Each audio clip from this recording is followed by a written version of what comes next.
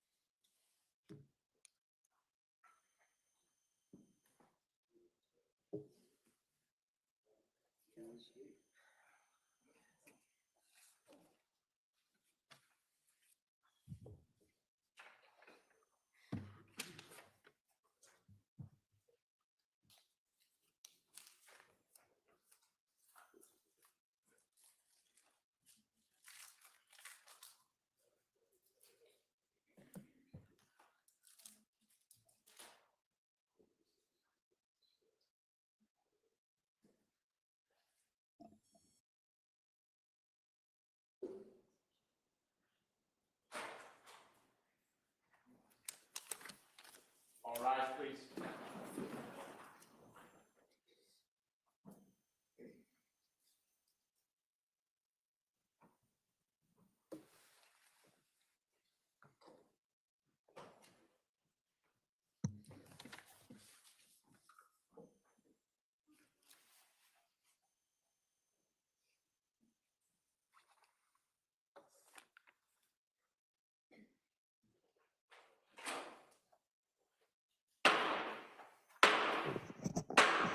Hey, all persons having anything to do before the Honorable William Sullivan, Justice of the Superior Court, now sitting in Plymouth, within and for the Commonwealth of Massachusetts. This court is now in session. Please be seated. Good morning, Your Honor. May I proceed? Please. Your Honor, before the court today, we have the continuation of the jury trial in the matter of Commonwealth versus Lindsay Clancy. Ms. Clancy is present. She is represented by Attorney Kevin Reddington. The Commonwealth is represented by Assistant District Attorney Jennifer Sprague and Assistant District Attorney Shannon Buckingham. Well, good morning, everyone. Nice to see everyone. I hope everybody had a chance to kind of rest up a little bit and come back here, and we're going to get right back to the trial. So what I want to do first, ask you those questions since we had a long break, and then talk a little bit about the schedule and kind of today's schedule and kind of where we go from here. So first question, as you know, has any member of the jury read, seen, heard, or overheard anything from any source about any aspect of this case that would affect your ability to be a fair and impartial juror? Next question, is there any other serious matter or concern bearing on your service as a juror in this case that anybody needs to bring to my attention at this time? Again, thank you so much for following those instructions. Today's schedule is that it may be kind of a little bit stop and start. Okay, so kind of bear with us on that. Might be a couple times you got to take a break just after a short amount of time, and then we'll bring you back in. It's just the nature of cases at this point. It's anticipated that the Commonwealth will close their portion of the evidence today. All right. Then at that point, the defendant has the opportunity, if they want to present witnesses and evidence if they want to. But remember, they don't have to. The burden of proof is always on the Commonwealth. All right. If the defendant offers evidence, then the Commonwealth is then given the opportunity to offer rebuttal evidence. All right. And so that's kind of the next phase that we're about to go into after the Commonwealth rests. And I'll go into a little bit more kind of how that goes, but I just kind of wanted you to kind of see where we are and where everything's going to fit procedurally as we go forward from here. So with that, we're going to return to the Commonwealth's case. And Attorney Sprague? Thank you, Your Honor. Commonwealth calls Ian Whiffen.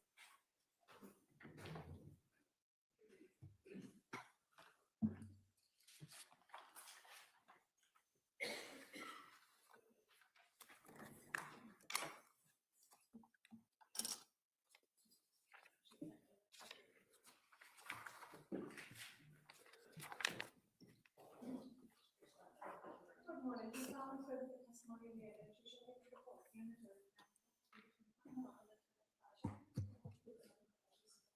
I would rather I do. Thank you. Thank you. All right. Good morning, sir. Good morning. All right. Attorney Sprague, please. Thank you. Good morning. Can you please state and spell your name for the record? Yes, it's Ian Whiffen. IANWHIFFIN. Where do you work? Cellbrite. What is Celebrate? Cellbrite is a digital intelligence company working in the digital forensics field. And how long have you worked there? Since 2020. What is your role at Celebrate? I'm currently a customer engagement manager. What does that mean? I work with customers, helping users of our tools to understand the digital evidence that they're finding and presenting. And what does digital evidence consist of? Any information which is extracted from a cell phone, primarily or from a computer, which can be interpreted by the examiner and presented as evidence. It could be call history, messages, location data, media, anything that you can find from a digital device. And could you just briefly describe your educational and training background that qualifies you to do this work? Yeah, I've worked in IT for many years. In 2013, I began my career within Calgary Police Service in Canada as a digital forensics examiner. That was after spending approximately 9 or 10 years working as a patrol officer in the UK and in Canada. As part of my role as a digital forensics examiner within the Calgary Police, I went on numerous training courses. The Canadian Police College, they did an introductory course into digital forensics, and then further courses focusing on mobile data provided by some vendors, such as Blacklight or Cellbrite at the time, as well as further courses presented by the Canadian Police College, specifically about cell phones. And Cellbrite, the software produced by Cellbrite, is that software used to extract and analyze data from cell phones and computers? Yes, there are several tools within our catalog. One of them is designed to extract as much data as possible from a cell phone. And then one of the other tools is designed to take that extracted data, decode it, decrypt it, make sense of it, and provide it to the user in a way which can be searched, filtered, organized, reported, and presented. Does Cellbrite's ability to access cell phone data continually change based on improvements that are done to the phones themselves? Yes, there's constantly changes being made to devices which make it difficult to extract the data. There are changes being made to the software that means that the data that we extract is now different to the data that we extracted previously. A new feature, for example, or a change that's made by the software developer.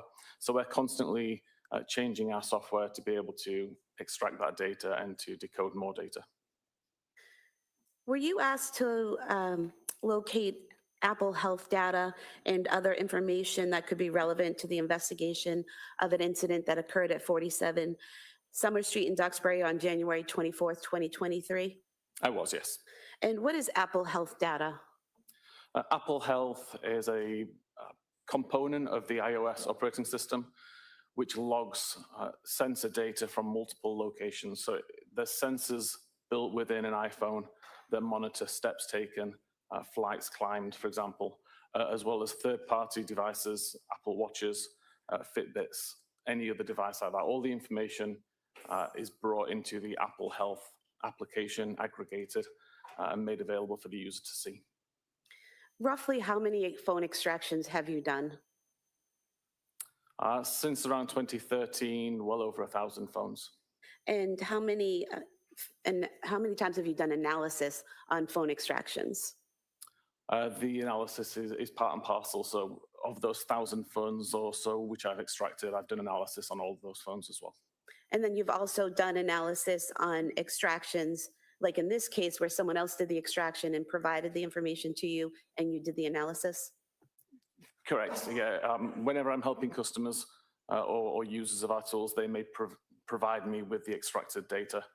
So the data which I'm analyzing is more than the devices I've extracted. And have you testified previously in courts about what you've done in terms of extracting and analyzing information? Yes, I've testified in multiple courts around the world, approximately 28 times. Now, you received a copy of the extraction for Lindsay Clancy's iPhone 13, correct? Correct. And when you received that extraction, did you also want to know all the specific information about the case and the investigation? Typically, when I'm working a case, I don't want to know a lot of detail. I'd rather come to my own conclusions based on the data that I'm viewing rather than note the intricacies of the case.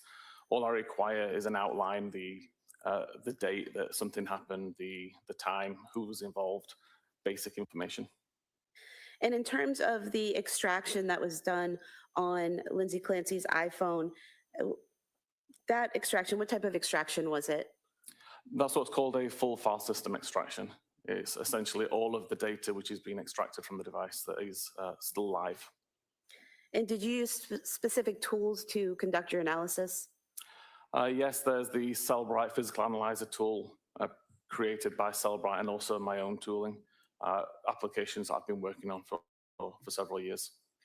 So you've actually made your own tools that allow you to examine phone extractions? Correct. There's some tools that I've been working on since prior to joining Cellbrite. Tools that, as an examiner, I decided that I needed to create for myself and make available to others. And I still use those tools to this day.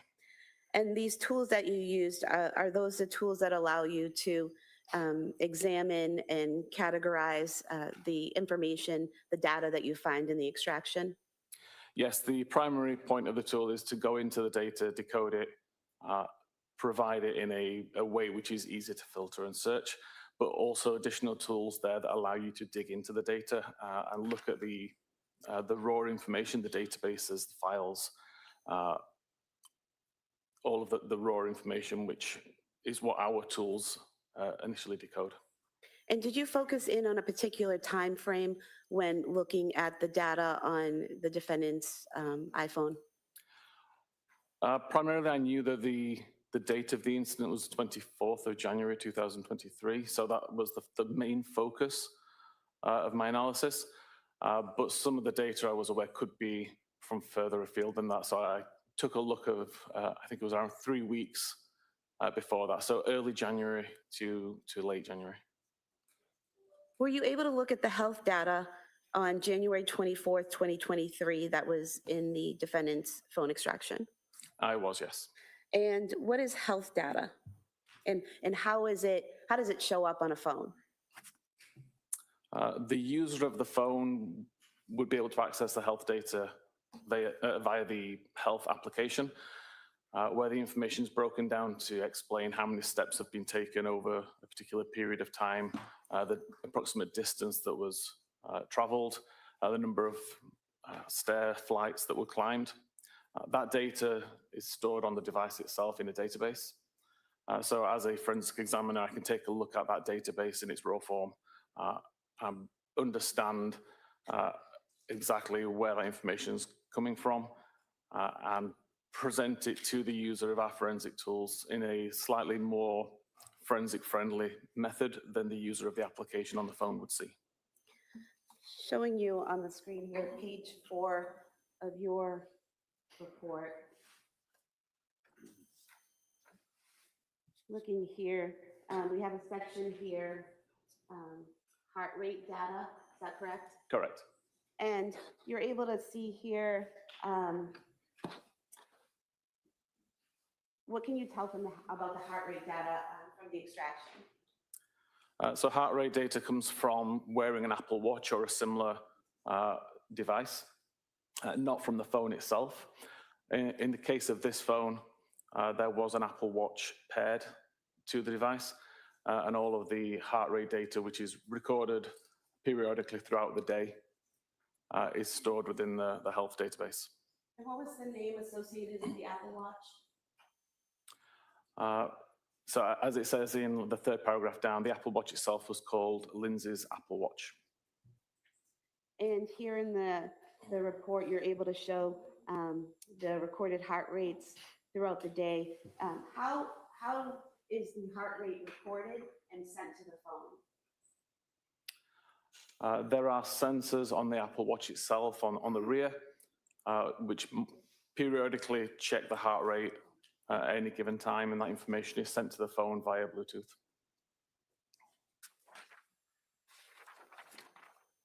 And are you aware of how often an iWatch will record the data and report it to an iPhone? The actual cadence at which the watch is checking would depend on what the user's doing. So if you were in the middle of a workout, it would be a lot more consistent than just periodically throughout the day. And I actually don't know how often it is throughout the day. If you're not doing any particular workout, there doesn't seem to be a set cadence. Every device I've looked at, it's slightly different. I'm showing you page 5 of your report, this database of the heart rates. For example, in several locations, there'll be a heart rate report, maybe a few seconds in between them, and others, there's 7 or 8 minutes in between the heart rate report. Is that what you're talking about, how it varies depending on what you're doing at that point in time? Yes, this is typical from what you see when you look at the database. The timestamps are never consistently at a recognizable cadence.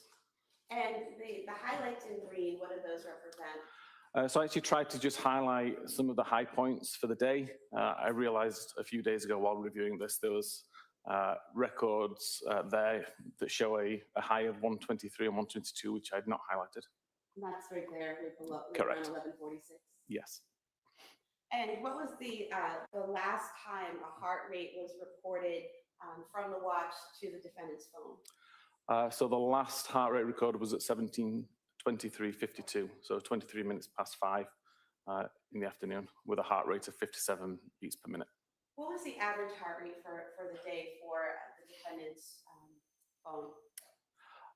There was a range of heart rates going between as low as, I believe, around 50 and as high as around 122.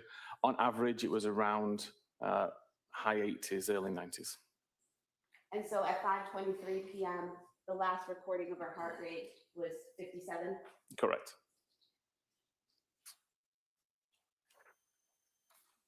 And there aren't any further heart rates reported to the phone after that point, correct? That's correct. And what are some of the reasons why a watch would no longer be reporting a heart rate to the phone?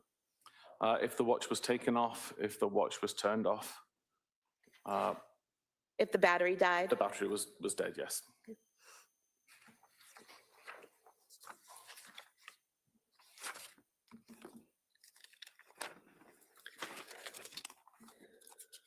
You also mentioned flight climb data. What is that? Flight climb is information which the Apple Health application stores every time it detects that you walk up a flight of stairs. So a flight of stairs would be considered either a 3-meter or 10-foot incline over 16 steps. So the device has detected that both the altitude has changed by 10 feet and there were steps being walked at the same time. So there's 2 factors being considered there. The steps that your watch monitors as you walk, and then the altitude, is that correct? That's correct. And what is it? Is it GPS or something that's keeping track of your altitude? The altitude is being monitored by a barometer or an altimeter, which is inside the device, just measuring for differences in air pressure. And this information, the flight climb data, can that be monitored by both a watch and your phone if you have it on you? It is. Both devices have got the barometers built in. Both devices can monitor flight climb events. Can anything simulate or kind of fake out the watch or the phone into thinking that a flight of stairs is being climbed when it's not? There are some circumstances where that can happen. They're typically quite rare, but it can happen. Is an example of that being in a car and going up a hill? Correct, yes. If there is movement which the device can mistake for steps at the same time as the incline is being driven, then that could accidentally record a flight climb. But if a person's not in a car and is in their home, then it would be flights climbed, not hills being driven, correct? Correct. If the person is in a house and there are flight climbs being recorded, then the only rational explanation is that the person was climbing stairs. How is the data in terms of flight climb data, how is that data displayed? Or in the health data itself? Within the application or within the forensic tool. Within the forensic tool. Okay. So within the forensic tool, we break down, or within Physical Analyzer, we break down the health data into hour segments. So for an hour, we may say that there are 3 flight climbs.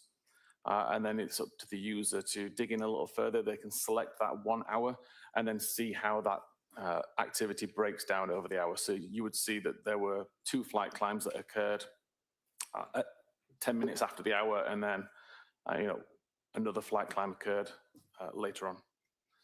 So showing you page 6 of your report here.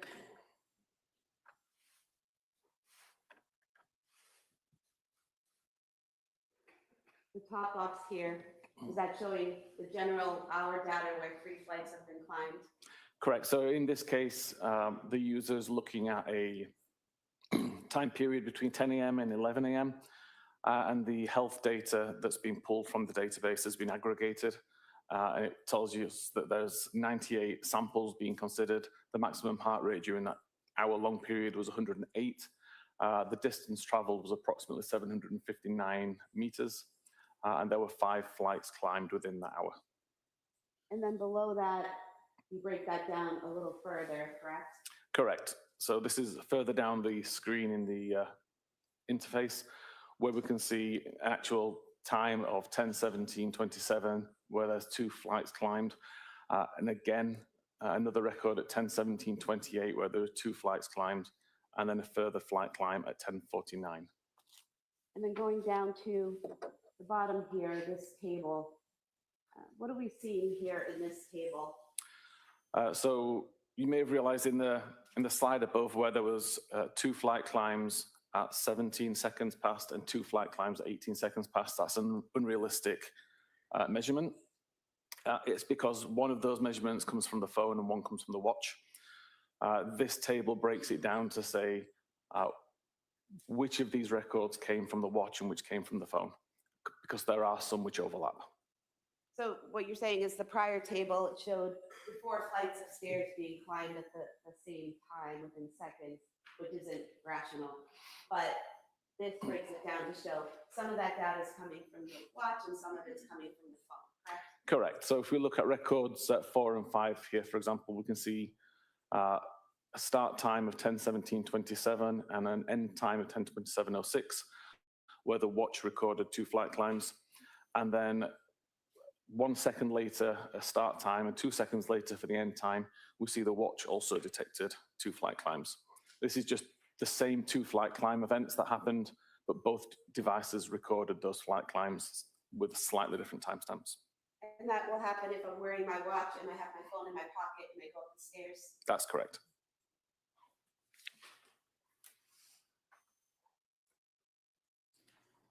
Did you do something to compare these times and make a table where where you ignored or disregarded the double entries? I did. I tried to correlate and discard all of the duplicate information. So where there was an event of a flight climb that was recorded on the watch and the phone, rather than provide information that said there was 2 flight climbs, I would ignore one of them and limit it to just the ones which we could prove happened. And that's displayed here in this chart at the bottom of page 7 of your report? Correct.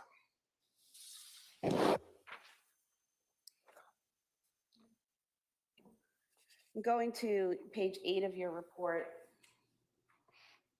we have here at the top of page 8, does that show the last flight climb recorded on either the defendant's phone or watch? It does. It shows that there was additional flight climb events logged by the phone, which were not logged by the watch at 17:03 and 17:33. So these records indicate that at 5:03 p.m., the defendant's iPhone was with the person as it went up the stairs, and then at 5:33 p.m., the iPhone was with the person as it went up the 2 flights of stairs. Correct. And there's a time difference there. The start time is 5:33 p.m. and the end time is 5:38 p.m. For 2 flights of stairs. So that's roughly 5 minutes in between the two flights. Is there a way to explain that length of time? The way the Apple Health data records this information, aggregates it, it tries to group events together. So in this case, it would have recognized that there was a flight climb on the phone at around 17:33:34, and a second one at around 17:38:33, and it just grouped them both into one event. It doesn't mean that it took 5 minutes to walk up 2 flights of stairs. It's just within that 5-minute period, there were 2 flight climbs. So if I have my phone in my pocket and I climb up a flight of stairs and then I spend a few minutes on that floor, and then still with my phone in my pocket, go up another flight of stairs, that's representative of what we're seeing here at 5:33? Correct. There tends to be around a 10-minute window where it tries to check every 10 minutes, but it can reduce that window in a case like this where it sees that there's group data within a smaller time period. And then further down on page 8, we have another table here, which seems to have combined data of heart rate and flight climb data. Is that correct? Correct.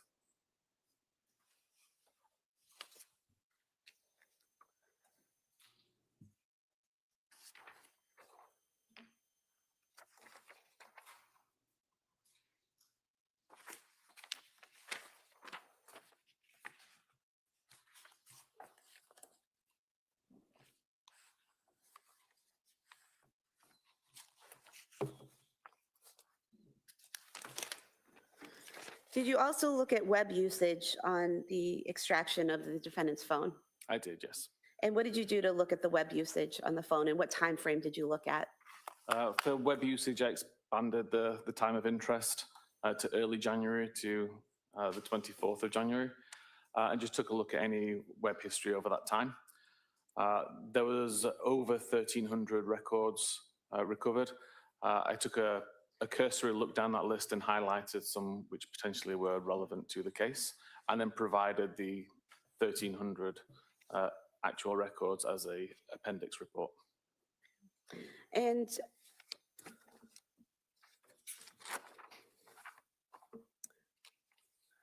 going to page 12 of your report.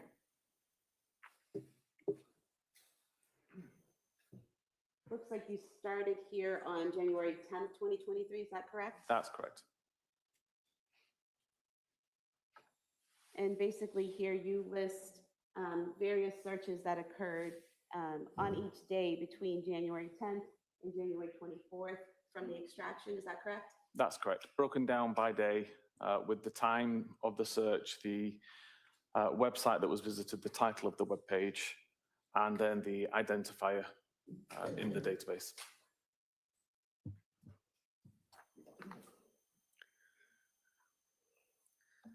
And looking at these searches, on January 12th, 2023, at 19:48, so that would be 7:48 p.m., is that correct? Correct. There was a search. In the title, it says, "How quickly does Wellbutrin work for depression?" Is that the title? Is that what the user is putting into the search? If I could see the search, please. I'll zoom in on that.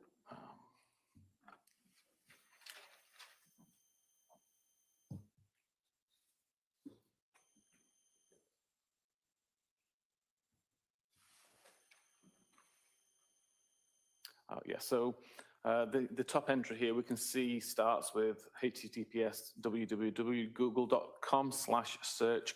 The text after the Q, how quickly does Wellbutrin work, is what the user searched. Typically that is exactly as the user typed it, assuming that there are no auto-completions in place. In this particular case, it appears it was searched using Safari. So there's no auto-completion. That is essentially what the user typed in. And then the title, how quickly does Wellbutrin, I can't say that word, I'm afraid. Wellbutrin, thank you. Work for depression, Google search is the title of the page which Google assigns. So where it says after the Q, how plus, quickly plus, does plus, the user's not putting in those pluses, correct? Is that, what were you calling those? So that's part of the attribute. It's how the data is encoded in a URL or in a web search. You can't have spaces within this address string.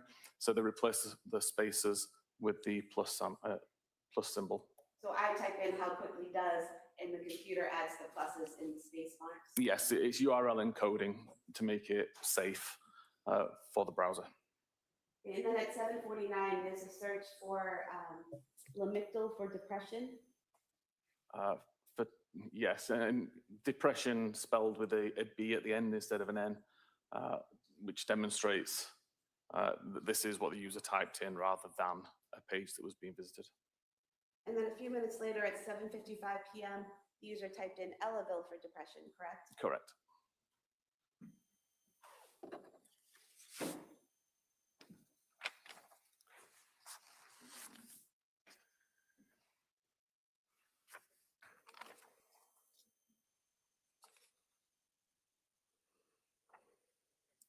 And then on page 16, on January 18th, 2023, at 10:25,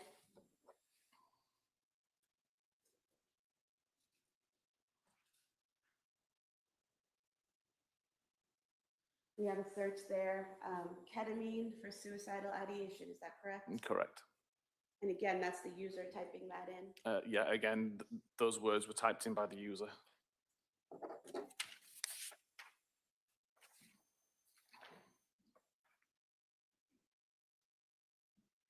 And then on January 19th, 2023, on page 17 of your report,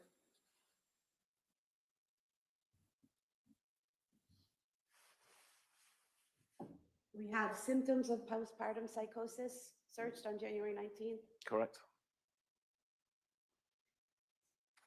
And again, so we're looking at, this is AM, correct? 9:24 AM that was searched? Yes, the morning.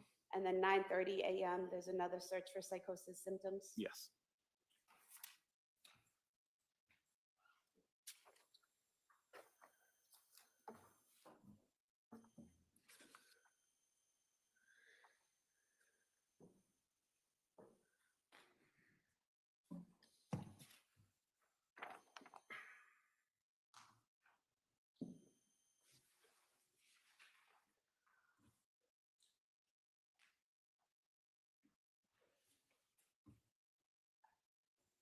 Going back to that same page, page 17, at the bottom for January 24th,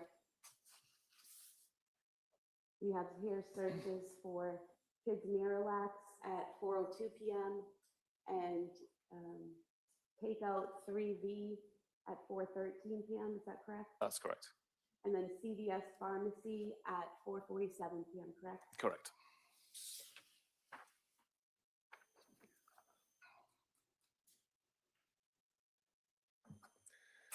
There was also an Apple note that you found in the records, correct? That was. The Apple note, in your report, it says it was created on December 22nd, 2022 at 10:23 a.m. Strike that, and then modified at 10:23 a.m. on January 23rd, 2023, correct? Correct. And are you able to tell what in the note was modified? No, there's no real auditable log to look back and see how many times it's been modified over the course of its life. I was able to do some amount of recovery to see that on the day it was created, it started in a very similar way to as it's written on the 24th or 23rd of January, but the exact changes between when it first was created and the last time it was modified, we don't know. And then you also looked at messages, correct? Correct. And were you able to compile the messages that were sent and received between the defendant and her mother and the defendant and her husband on January 24th, 2023? I did, yes. And were you able to arrange it using the tools that you use in a way that looks like you might see it on your phone? Yeah, I tried to prepare it in a report which would be easy for any viewer to understand. based on their own usage of text messaging. So showing you page 19 of your report. What we have here is an enlarged version of what you might see on your phone, correct? Correct. And so is this in blue, is this Lindsay's phone? It is. The messages in blue on the right would be outgoing. The messages in gray on the left would be incoming. And so we have a photo being sent out from Lindsay's phone to her mother, and then a reply coming back, and that pattern goes on and on, correct? Correct.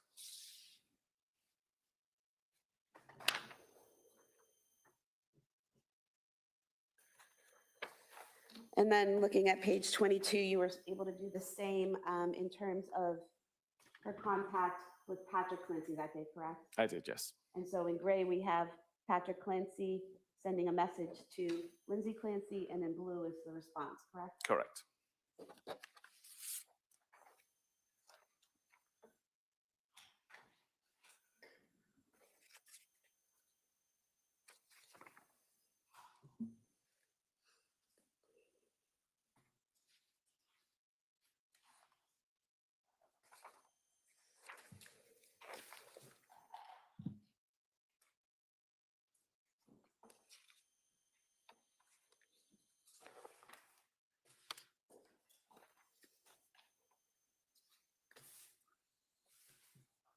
Were you, excuse me, were you also able to look at the phone calls that occurred either incoming or outgoing to the defendant's phone on January 24th, 2023? I did, yes.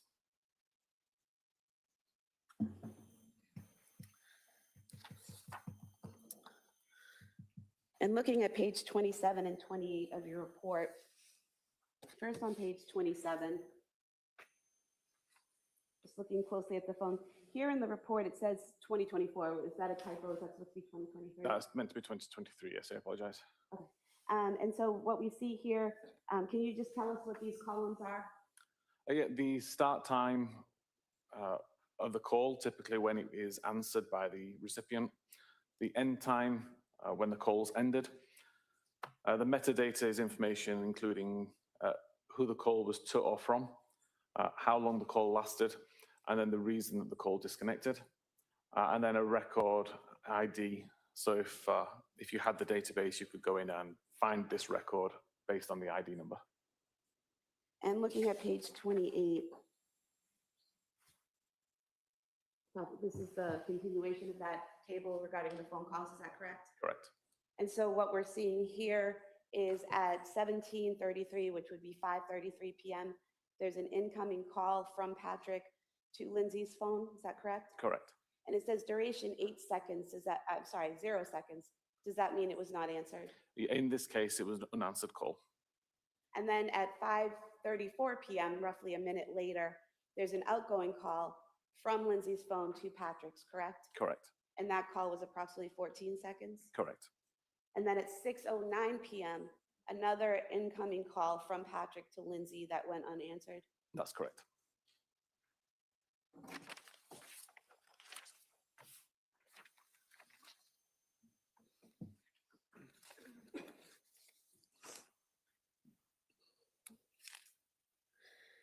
Now, you also, in a section you called media, you have some photographs that were taken from the phone with some metadata included, correct? Correct. What is metadata? Metadata is information about that photograph. It could be the device that captured it, the time that it was captured, the location, information about the lens, the lighting, etc. And so looking at page 29 of your report, just for an example, what we have here are 3 photographs, correct? Correct. And the metadata for the first one shows captured at South Shore Medical Center, is that correct? Correct. How were you able to determine that's where that photograph was taken? The metadata of the photo included the latitude and longitude where the image was captured. I took that latitude and longitude and looked on Google Maps to see a physical address. In this case, it came down to the South Shore Medical Center. And then the third photo here, That shows captured at the home address on Summer Street, is that correct? Correct.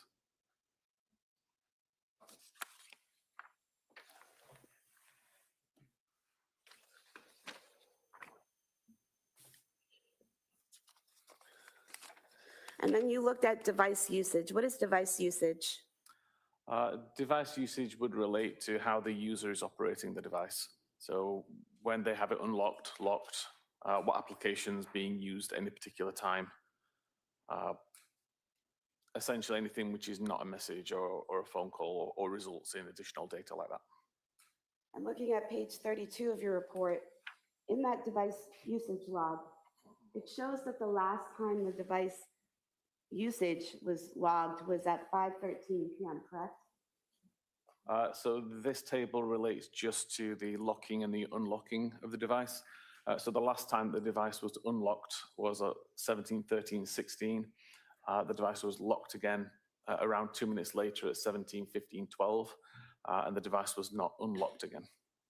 And so where the device was not unlocked again after 5:16 p.m., but we have a phone call being made at 5:34 p.m., how does that happen?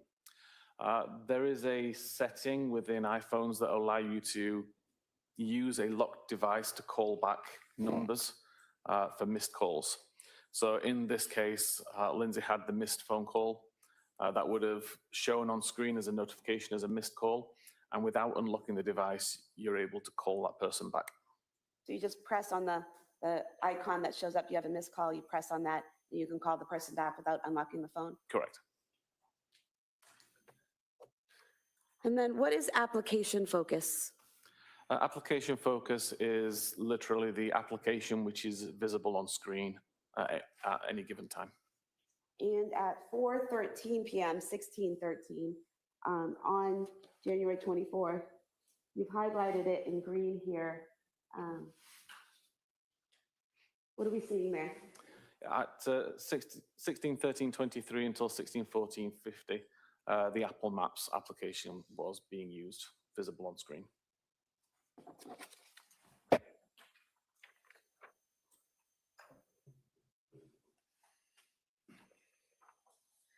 Is it then used again at 5:13 and 5:14 p.m.?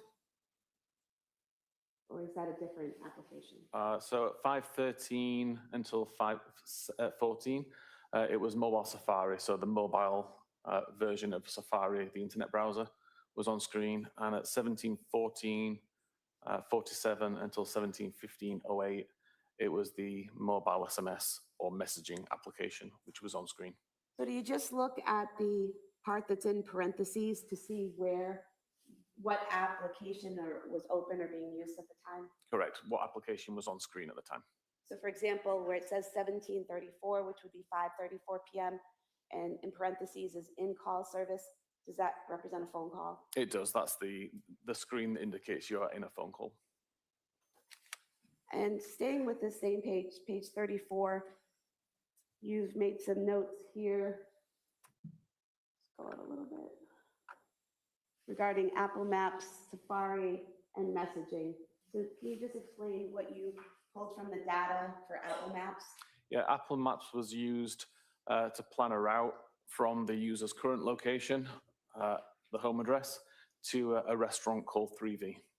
And that was at 4:13 p.m.? It was. And then in terms of Safari, you have the last unlock at 5:13 p.m.? Yes, so the last unlock of the device was used for the purposes of viewing Safari, where PDLX was searched using Google. And then in terms of messaging, what did you pull from the data there? At the same time, or in that same device usage, so the device was unlocked, Safari was used to search PDLX, and then the messaging application was opened to send a message to Patrick saying PDLX liquid stool softener. And that was at 5:15 p.m.? It was.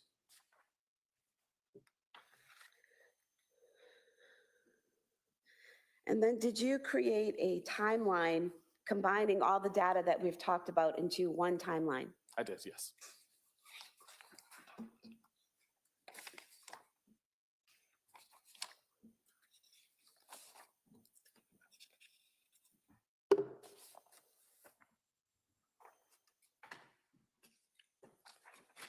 I'm going to the last page of your report, page 43.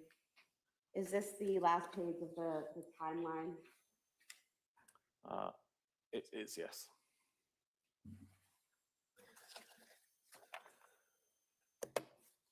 And in that page, can you explain what we're seeing here?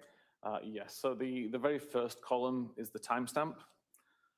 The next few columns, which show typically colored, is related to the activity, which will become a little bit clearer in a moment. The row or the column in the center explains what the record is. So if, for example, we look at the 17/13/16 record, we can see a U, which means the device was unlocked in pink. That unlock event lasted until 17/15/12. So hence that entire column is in pink and shows the relevant lock event. So here we have 513 device unlock, Yes, 515 device lock, and there's this column connecting them, correct? correct. And then any activity that happened during that unlock time is then shown within the rows between. So again, we see Safari open at 17/13/16. Safari was closed at 17/14/47. Messaging was opened at 17/14/47. While messages were open, there was an outgoing message sent for PDLX.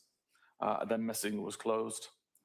Messaging was opened again, and messaging was closed prior to the device locking. So everything in the colored columns tries to show all of the events that happened at the same time or during that parent event. And what we have here at 5:33 p.m., we have the flight climb started, is that correct? Correct. And flight climb ended at 5:38, so Yes. that line again connecting them? Correct. So 2 flight climbs occurred during that time period. And in between when the flight climb started and the flight climb ended, you have the 2 calls, the incoming call that was missed from Patrick and then the outgoing call to Patrick, correct? Correct. So the first flight climbed had already been started. Someone had already started climbing up a flight of stairs when that first unanswered call happened, correct? So flight climb started is how it's listed within the database and within the software. But it actually, the flight climb time is when the flight climb has been recognized by the device as the device has already climbed up those stairs. So even though it says flight climb started, that's technically the time that the flight climb or the first flight climb had ended. So where it says 5:33:34 flight climb started, that actually indicates the person has gone up that first flight of stairs already. Yes, that indicates the phone has now realized I'm 3 meters higher than I was the last time I checked. Therefore, a flight climb has already been completed at that point. And then the calls happen, and then the phone realizes at 5:38 that another flight has been climbed. Correct.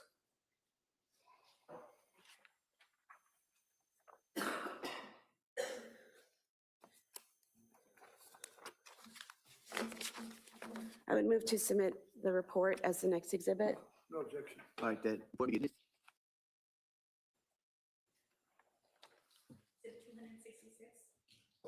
I have nothing further. All right.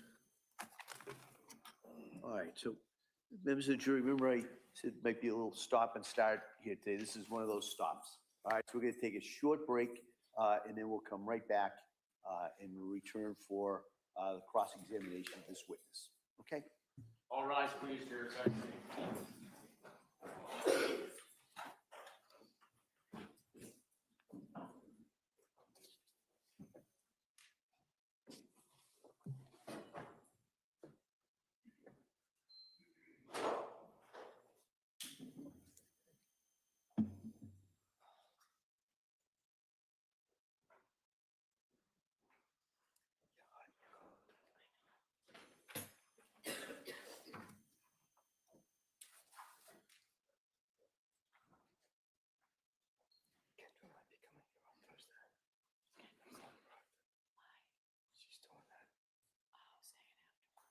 Jurors have exited the court. Court's in session.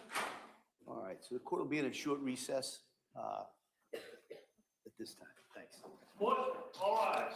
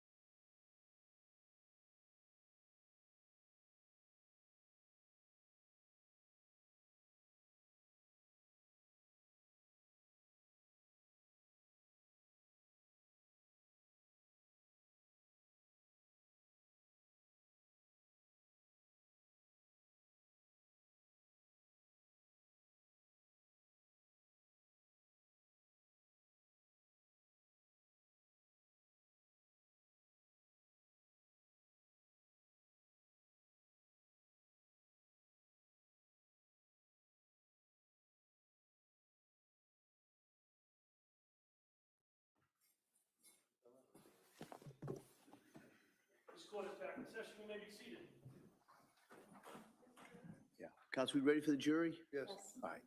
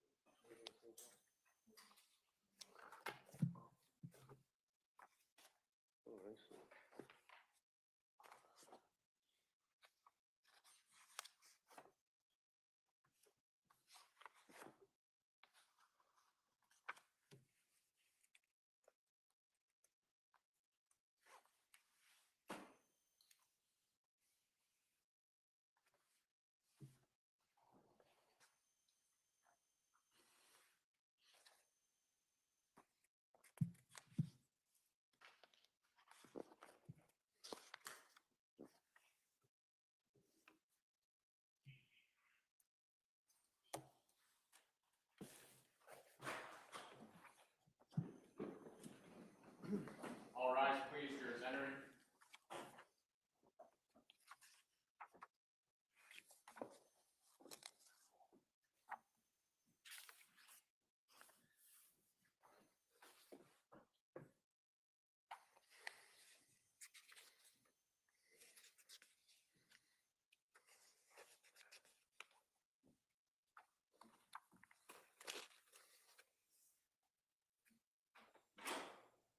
Court is back in session. You may be seated. Your Honor, for the purpose of the record, we return back to the trial of Commonwealth versus Lindsay Clancy. All parties present. All right. Thank you, Madam Clerk. Mr. Reddington? Thank you, Your Honor. Morning. Good morning. Mr. Whippen, just a couple of things. One of the takeaways or question that I had is that you were talking about, in reference to the Apple Health data, fair to say that there's an issue as to the accuracy or reliability of the Apple Health data.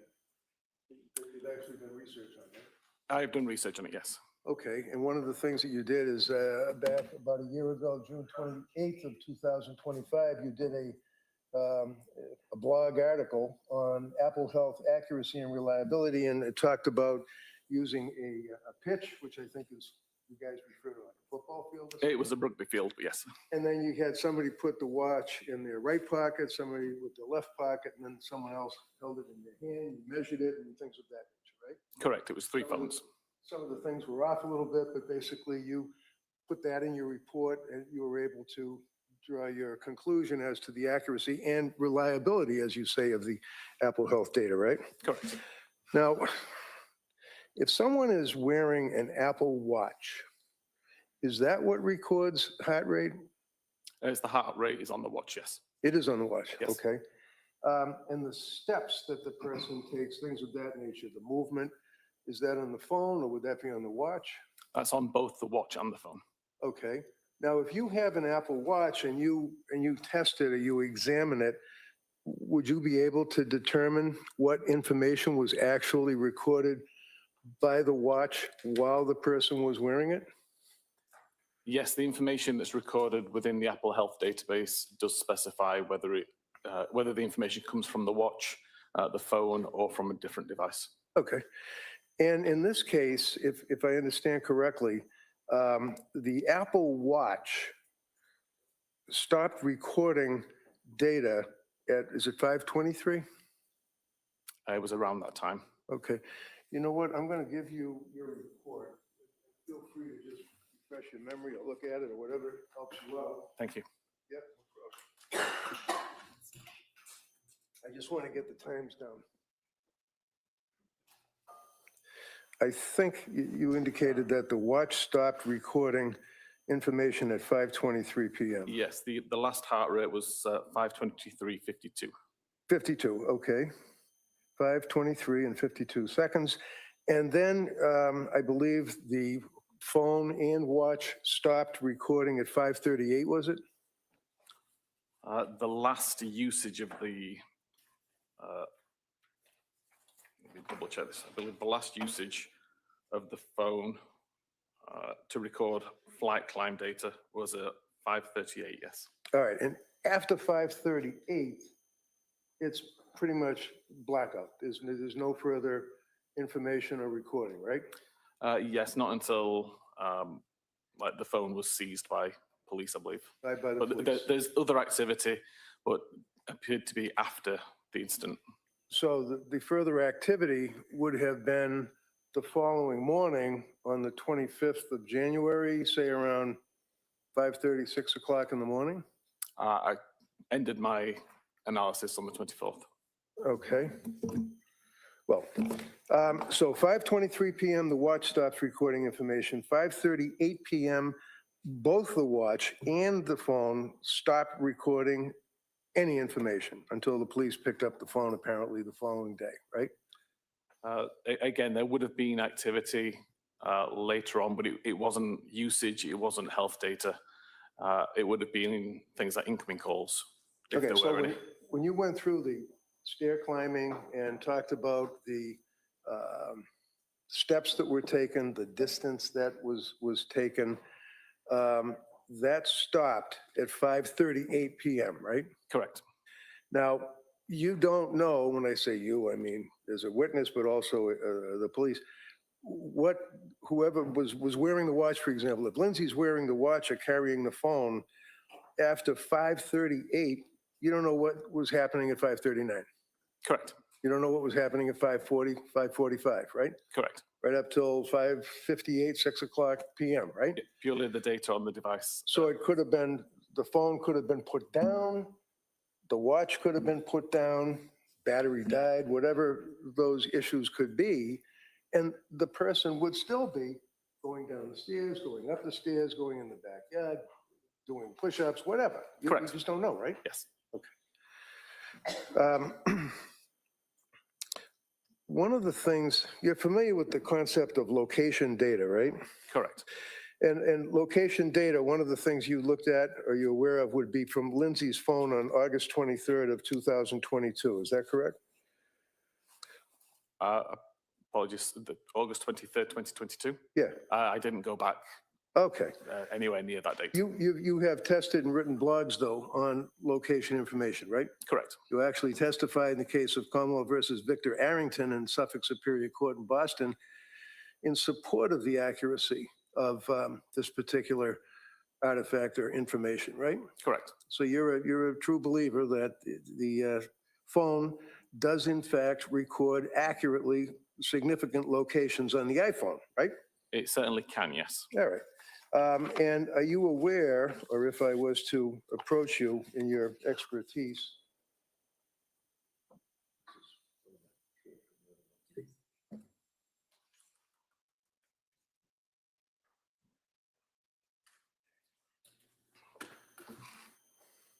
it's just a doctor's note. That's all.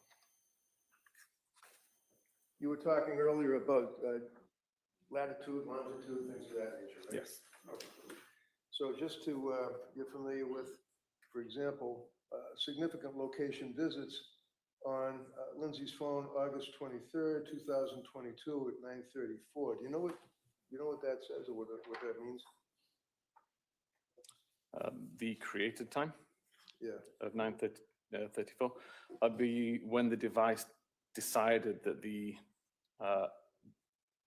device had visited this location enough to consider it a visit. Okay. Do you know what that location is? If I suggest to you it's a doctor's office, would you be aware of that? I don't recognize it from the coordinates. Okay. Thank you.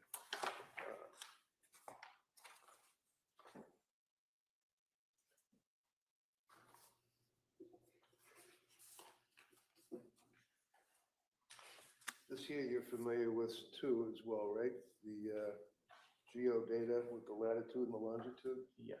And you're familiar with the fact that you can take the metadata off of the information on the cell phone, one of which would be latitude and longitude. You'd be able to determine, for example, that this would be the Lindsay Clancy home, correct? Yes, correct. You've seen this before, right? It rings a bell, yes. Okay. I'd offer this. Any objection? No objection. Okay, that may be admitted. Thank you. All right, thank you. Now,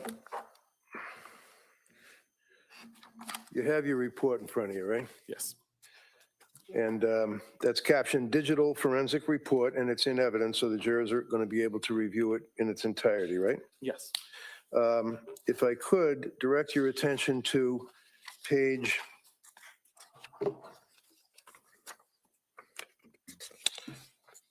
11, I believe. Yeah, page 11.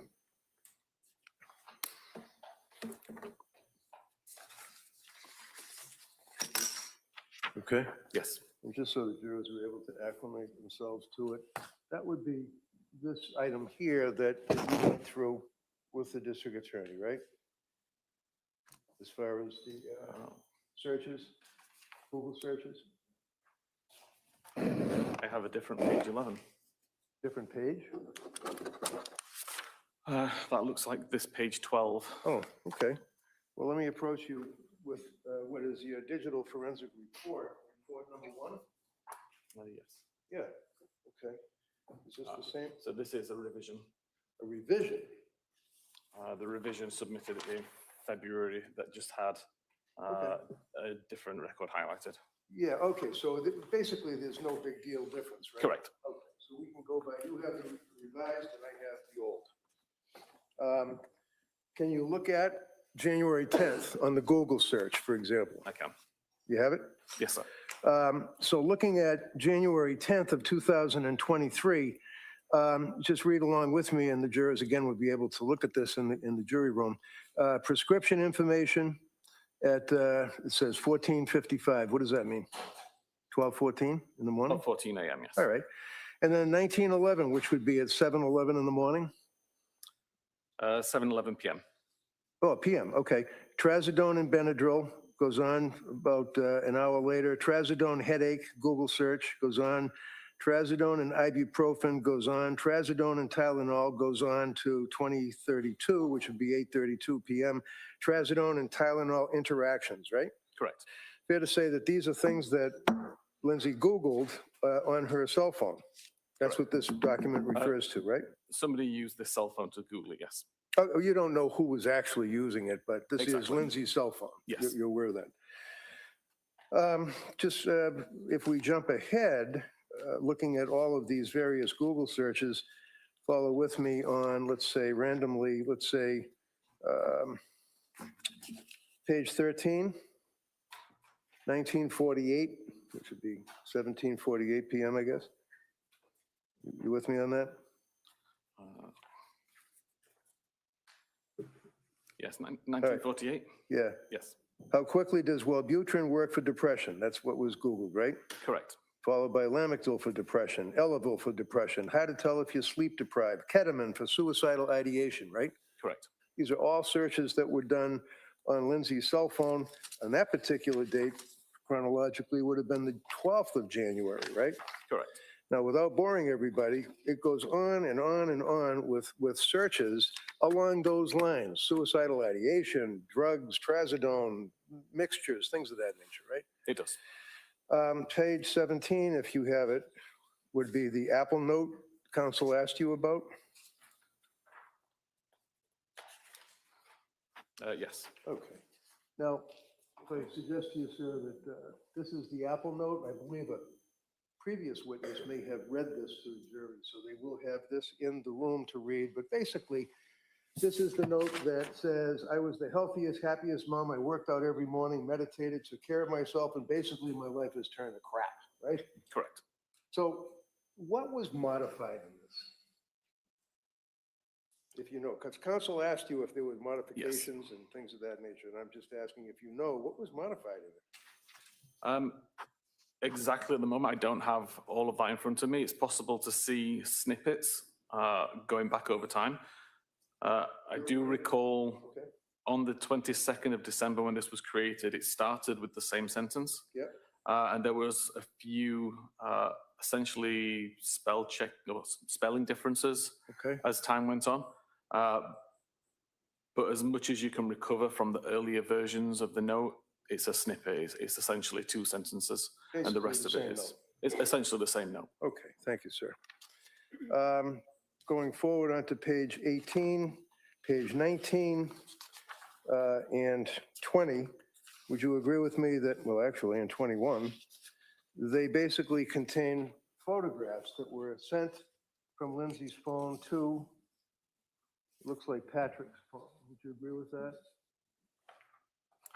I believe the first few pages are sent to Mommy. Okay. And this basically is the, there we go. This is the snowman in the backyard being made, right? Correct. And then Lindsay's phone is sending the blue. Yes, the and blue gray messages would are be outgoing. what? The response? Yes. And can you tell me what the response is? The one on screen at the moment is the response sent from Mommy to Lindsay's phone saying that's a big roll of snow. I was wondering if you got enough for the kids to play in, and it's a pretty nice day too. Gives them something to do on a day without school. Okay. And then your report then goes on with additional photographs of the snowmen. There's a box of Cheerios apparently. And then there's a photograph of a young boy appearing to be very exuberant with his arms up in the air. And then there's the Lindsay phone responds with a picture of a little girl with a mask on, right? Correct. And this is a conversation with Patrick. Patrick, okay, so are you able to tell what Patrick said, if anything, when he sent the picture of the little boy with his arms up in the air? So at the very top of that message above the photograph, it says, got himself dressed. And that would be the message that was sent alongside the photograph. Okay, and then what was her response? Initially, it was just the photograph. Did she respond any further in your report or your research? Sorry? Did you see any response in your research of the phone? I don't remember seeing any response. All right, can you look at page 22? Yes. Okay, and this would be on January 24th, 2023, and it looks, what time is that? 8:19 in the morning? Yes. Okay, so if I suggest to you, sir, you can even look in your report, this is in the same thread with the little girl making the snowman, and the text about, it looks like a nice day, hoping you got snow, things of that nature. And there was a reference by the mother or mommy to get the hot chocolate ready, things of that nature, right? The message at 8:19 a.m. that says cutie was sent by Patrick in Okay. a different thread to the snowman photographs. Okay, but I'm asking you about the one that's underneath the snowman and the mummy text. The last commentary is get the hot chocolate ready. Oh, yes, that's the one Okay. from Mum.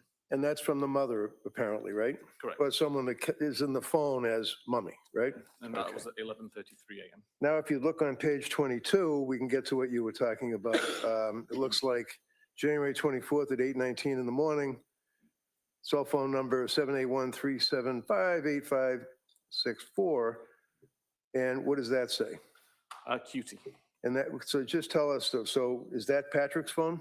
Yes, that would be the phone stored as Patrick sending a message to Lindsay's phone. And how did Lindsay respond, or how did her phone respond? It appears that Lindsay reacted to an image with the love emoji. Like a little hat thing? Yes. And then what did Patrick say? Patrick asked, how's it going? What did she say? Good. And then did she say anything further? Yet she also responded, okay, her urine looked good, so nothing going wrong with her kidneys, a few. So that she indicates that her urine looked good, nothing going on with her kidneys, and then phew, like whew, you know, something like that, right? That's how I read this. PHEW? Yeah. Yes. And then he said good, right? Yes. And then as you go forward, there's more pictures of the kids with the snowman, making the snowman. Patrick then says to her at 11, looks like 11:29, am I reading that right, in the morning? 11:29. What does he say to her? You're a good mama. And does she respond? She responds with an emoji, which is the face covered in hearts. The face with the hearts? And then they go back and forth with each other up until getting the menu and asking what you want for takeout and things of that nature, right? Correct. Page 25, just in case you were looking. All right. Can you look at page 28 for me? And page 29, I can hold them up. Basically, they basically are just a continuation of photographs, little thumbnails of the kids doing snowman and sitting in the doctor's office, right? Correct. Okay.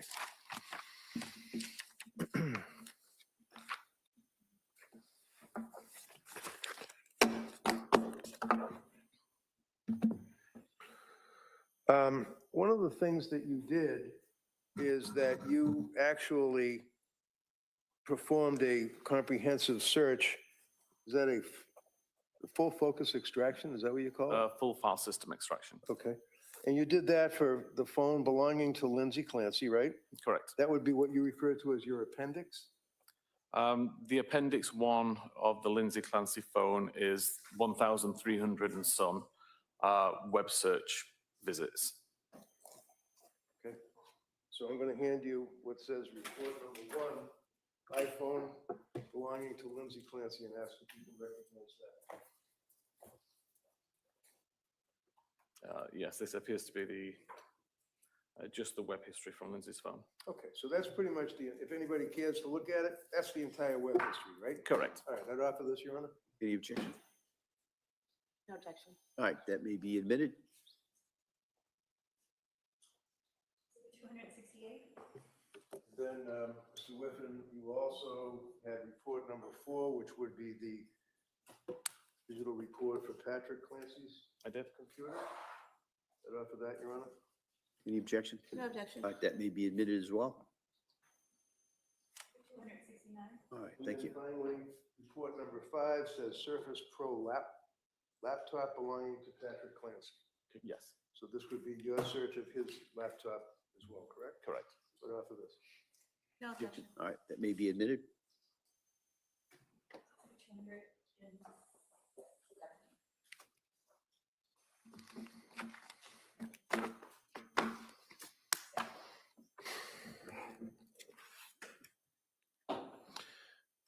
Approaching you with an item, sir, I'm just going to.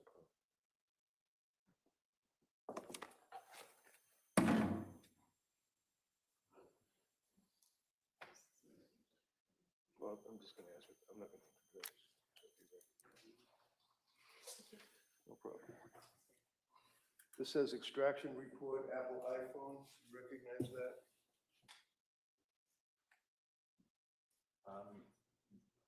Yes, I didn't create it, but I recognize the report. Okay, so that is a Celebrate report of the extraction of Lindsay's phone, correct? Yeah, you can look at whatever you want, yeah, of course. Yes, this is a report generated by Physical Analyzer, a Celebrate tool of the device. Okay. Now, if you look at the report, for example, just randomly on page, let's say, 90, bottom line, it says web history. I just grabbed that random. January 24th, 23, correct? Yes. And then you go to the right, and it says Lindsay's iPhone mobile library. Yes. Okay. And then it has the time that it was recorded, right? Yes. And what time would that be on that date, which is January 24th? It would be 9:35 local time in the morning. So if you jump ahead to January 25, 2023, let's say, is that 7 o'clock in the morning? Yes. Okay. And that says, what is it measuring at 7 o'clock in the morning on January 25? So this is for the hour of health data. So it's been aggregated and it shows that between 7 a.m. and 8 a.m. There was 47 meters traveled. Okay. And then it goes on and it talks about, again, 7 o'clock in some seconds, it talks about 134 distance traveled. Yes. Okay. And for example, January 25 at 8 o'clock in the morning, it talks about distance traveled, steps counted, and distance would be 47 Yes. meters or feet. Meters. Okay.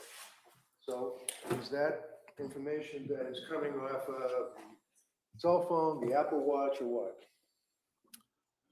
That's coming from the watch and the phone and being displayed Right, as so one hold amount of on, hold on. information. It's coming from the watch, right? The way that the data is presented there, it's coming from the watch or the phone. Okay, and the data's coming from Celebrate, right? Correct.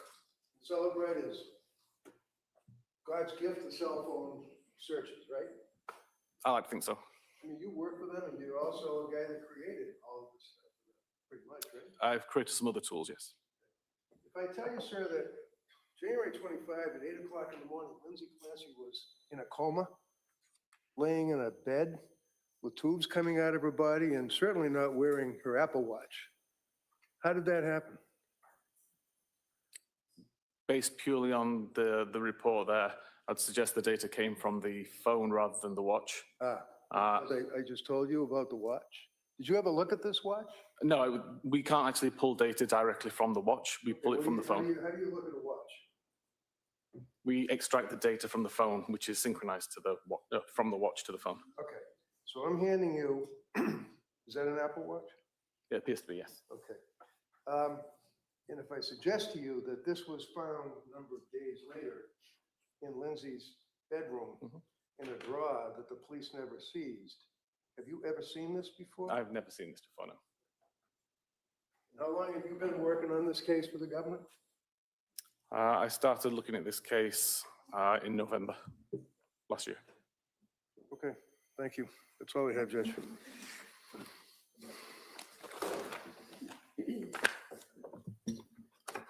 All right, redirect? Thank you. Sir, from the documents that defense counsel just showed you, the activity on January 25th, was it your testimony that it could have been from the watch or the phone? It could have been either device. But what he showed you, did that have enough data on it to tell you specifically whether it was from the watch or the phone?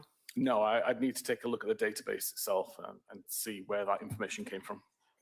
And you were saying that you cannot pull data from the watch itself, is that correct? Correct. We don't extract the memory from the watch itself. We extract data from the phone, which is synchronized to the watch. So we ultimately get the watch data from the phone. And why is it that you don't pull it from the watch itself?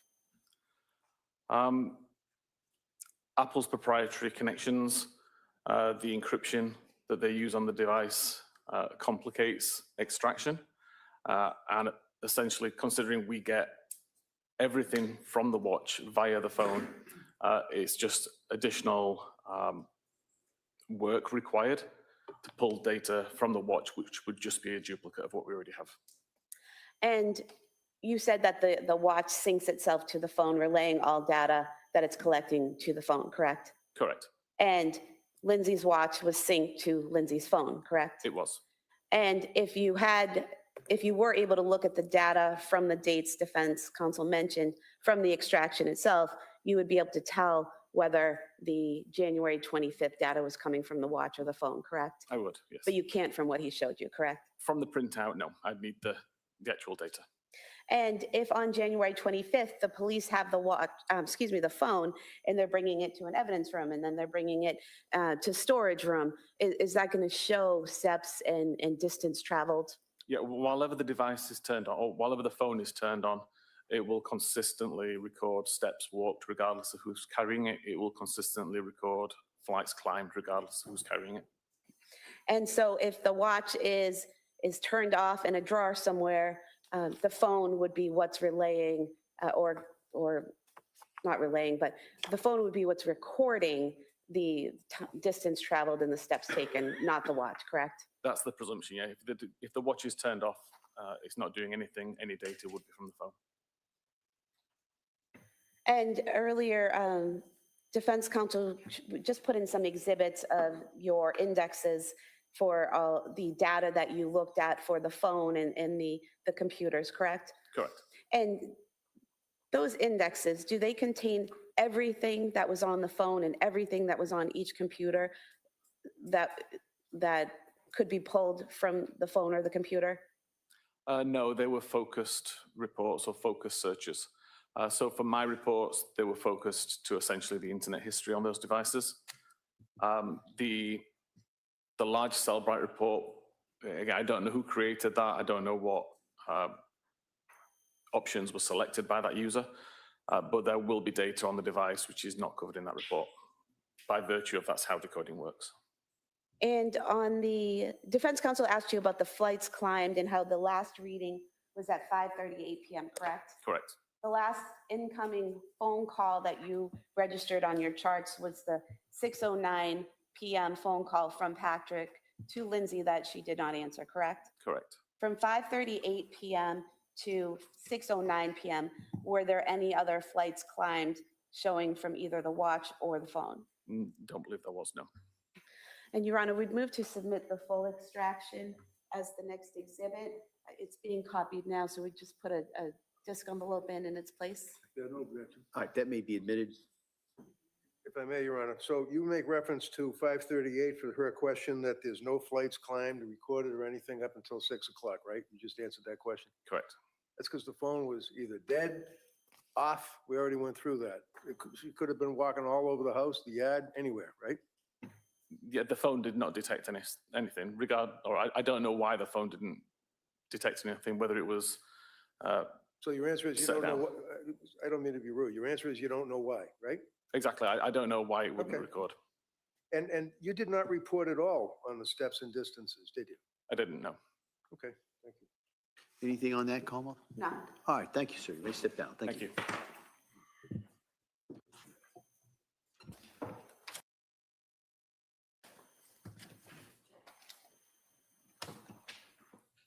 Press.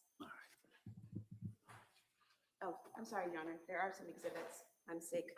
I believe they're by agreement, Yeah, they were, I agree. and then we would rest. All right. We have the Tewksbury Hospital records, 2 discs. 272A, B. Mass General Institute Health Professions transcript.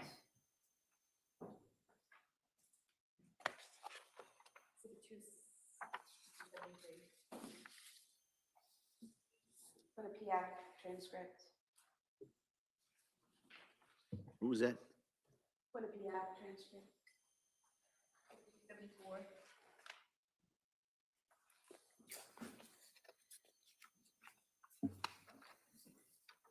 And then employment records from Mass General Hospital. 175.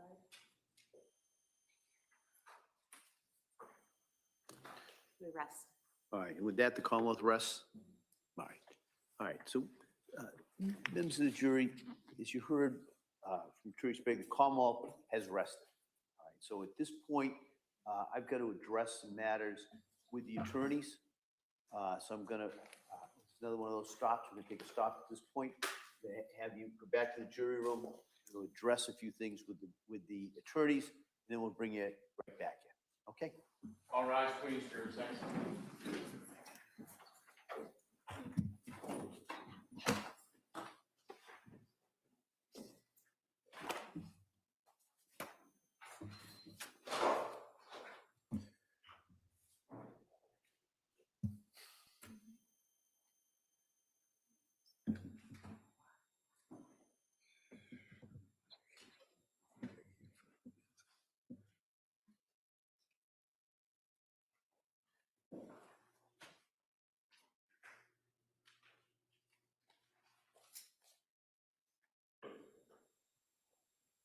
Jurors have exited the courtroom. This court's in session. Please be seated. Before we do the motion for required finding, Your Honor, is this a good time to take a morning break? Do you want to take a short break? I was looking something up, that's all. I right.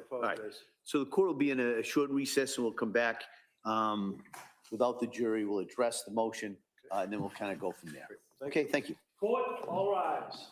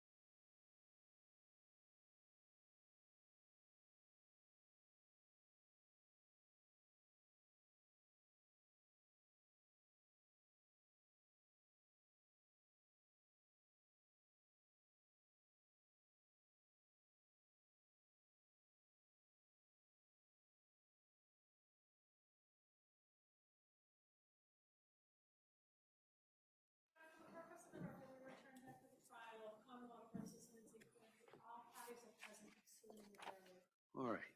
So the Commonwealth having rested Mr. Reddington, does the defendant have a motion? Yes, Your Honor, I passed it up to the court. I don't know if you have it in front of you. It's basically a Rule 25. It doesn't have any memoranda with it, but I would argue, and I would cite to the court the case that was decided of Commonwealth versus Brunette Silvera. It's BRUNETTE-SELVEIRA. It was decided towards the end of May of 26 by the appeals court in Massachusetts. It was a case out of the Boston Municipal Court where defendant was charged with assault and battery on a police officer. The evidence was presented that the defendant was acting erratically and that there was an awful lot of evidence that indicated that, brought out on cross-examination from witnesses, that the defendant was suffering from some type of a mental illness. Based on that evidence being presented, the government rested their case, just as they've done here. My suggestion to the court is that the evidence that's been presented on this case against Ms. Clancy I would suggest does not rise to the level under Rule 25 with, even if you take the Lattimore standard and determine that the evidence would be decided in the light most favorable to the government at this stage of the case, I think the Brunette Silvera case places, as they describe it, a negative obligation to prove a negative as part of their case in chief on the government. I suggest to Your Honor that the evidence that has been presented in this case is overwhelming, that this young woman was clearly and unequivocally suffering from a mental disease or defect, that it was occupying her waking hours, her life, that she considered all of her avenues. She attempted to go to these healthcare providers, using the term loosely, that she went to these people. She had medication after medication after medication. She was obviously acting, I suggest to the court, in a state that was observed by witnesses that, in fact, that she was suffering from mental disease or defect, and then ultimately this horrific incident. So under that Brunette Silvera case, there's no evidence, I suggest, from the government that would rebut the fact that there is evidence of lack of criminal responsibility. So under Brunette Silvera and the cases that were cited in that opinion, respectfully, I would suggest that a required finding of not guilty should be entered on the case. I also would argue to the court that I think that under the Brunette Silvera standard and the evidence that Your Honor has before you, that the matter should be reduced down, if you will, from premeditated malice, aforethought, cruelty, and atrocity to second degree. I'm not arguing at this stage Commonwealth versus Gray or any of its progeny as to manslaughter, but I think the court, certainly in its wise exercise of discretion, has the ability and the right to reduce the charge to second degree murder or enter a required finding. All right, counsel, thank you. Commonwealth. Thank you, Your Honor. The case that defense counsel cited, there was a presentation of the Commonwealth's evidence. Commonwealth rested.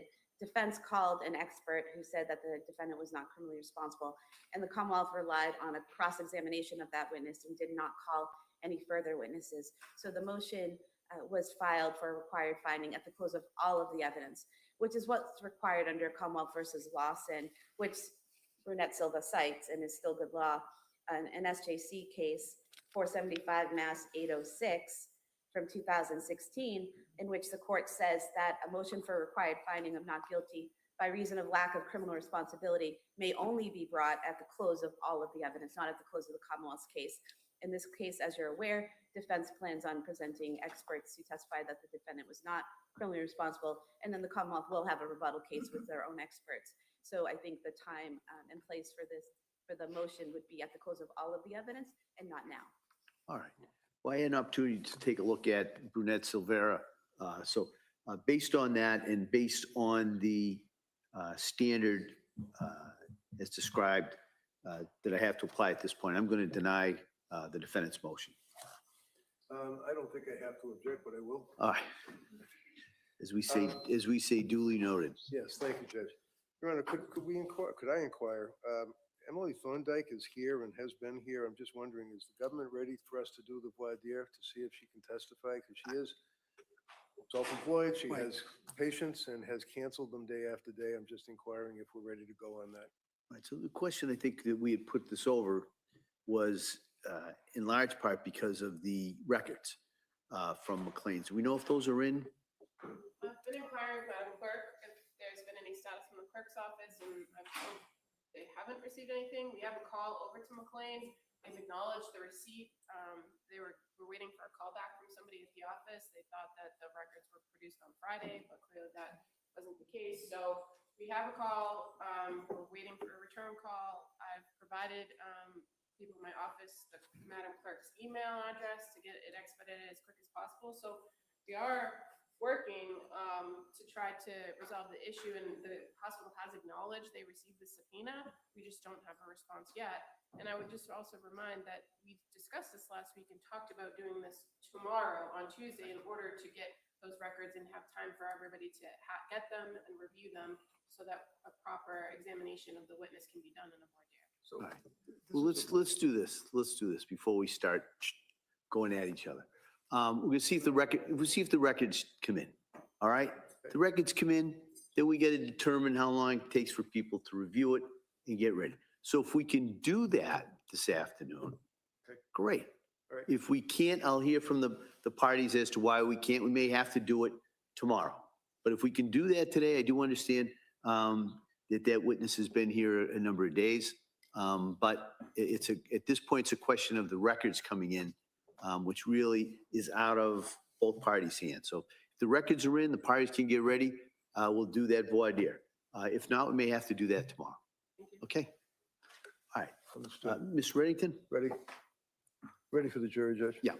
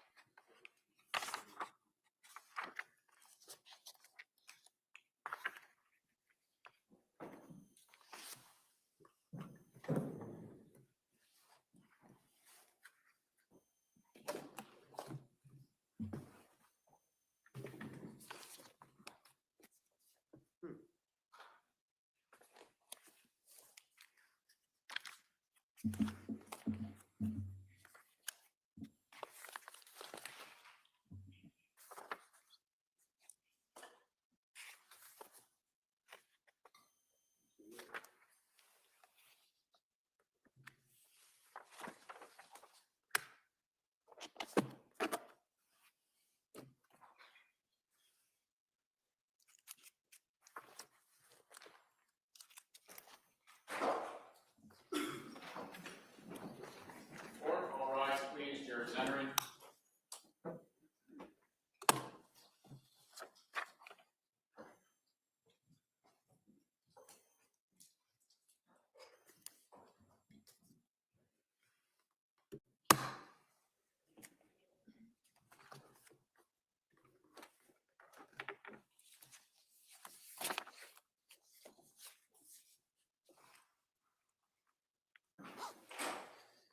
Court is back in session. You may be seated. Your Honor, the purpose of the record, we return back to the trial of Commonwealth versus Lindsay Clancy. All right. So members of the jury, as I indicated before, the Commonwealth is rested. All right, so at this time, I'm going to inquire of the defendant if she intends or wishes to call any witnesses at this time. Mr. Reddington? Yes, Your Honor, thank you. Thank you. Yeah, please, I believe she's right outside.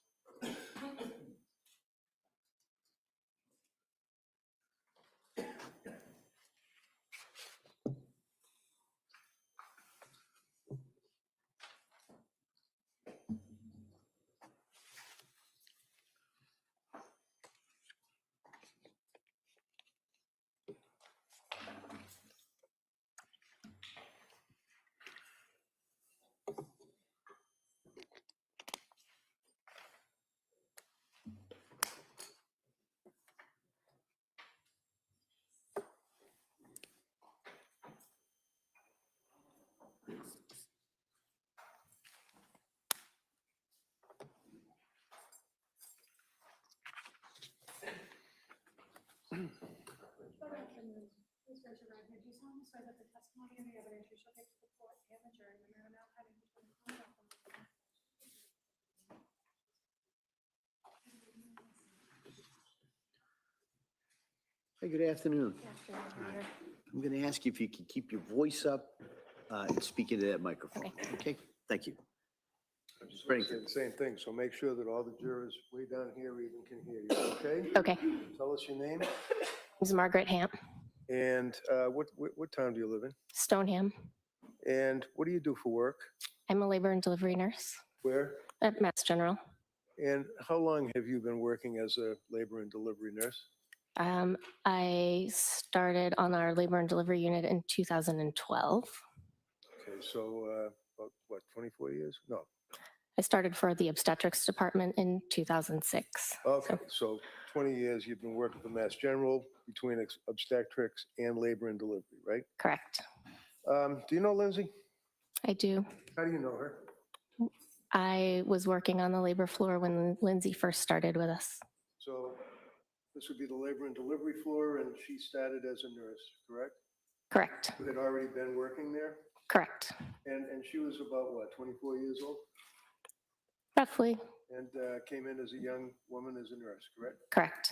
Can you tell us, to your observation, let me ask you this, how many years did you work with her? She started, I believe, in 2015, and I worked until 2002 when she went out with Callan. For about 7 years or thereabouts. Did you know that she had a child, Cora? Yes. And did you know that she had a child, Dawson? Yes. And ultimately that she had a child, a baby that was born very, very recently, Callan? Mhm. In the years that you were working with her, were you able to observe, I mean, did she like being a nurse? Did she want to work, or was she a good nurse? What's your opinion? Lindsay loved being a nurse. She was really good at being a nurse. She was compassionate. She was kind. She was a patient advocate. She was the type of nurse that you wanted taking care of you or your loved one when you walked onto our unit. Did you observe, for example, that on occasion when she would be involved with the delivery of a baby, that she would become emotional? Lindsay was often emotional during birth of complete strangers. She would cry and she would just say that was so beautiful. You could just tell that she really loved being in that setting. Over those years, right up until the time of Callan being born, fair to say that you stayed friendly with her? Yes. And you're still friendly with her? Yes. Can you tell us, did you observe during the time you worked with her how she emoted or felt about her children, all three of them? Yes. Tell us anything that you recall. So Lindsay and I worked the night shift together. And often on the night shift, you get to have an opportunity to really get to know your coworkers and celebrate things that are happening in their lives or support them with things that are not going so well. Lindsay asked a lot of questions of her coworkers about parenting. Simple things as she would poll the nursing staff about monogrammed lunch boxes, right down to sleeping habits. What questions do you ask a daycare provider to make sure that you're in the right place? She was often asking her coworkers childcare, parenting tips. When she had Callan, after Callan was born in the late spring of 22, did you see her after the birth of Callan? I did not see her after the birth of Callan. Were you aware that she had taken a leave of absence from Mass General? Yes. Did you stay in touch with her by phone or text? I briefly kept in touch through text. After Callan was born, I reached out to her and I asked her for her address and how she was doing so I could send her a gift. And then a few months later, she circled back to me to thank me for the gift that I had sent her. Do you recall an incident on one occasion where she was looking or monitoring one of the children and the child was crying and you observed what happened after that? Yes. Tell us about that. Lindsay often checked in on her kids while they were sleeping at night. Again, we worked the night shift, and she had the ability to look at her phone and see what Cora or Callan were doing in their cribs. And she shared that with a lot of us.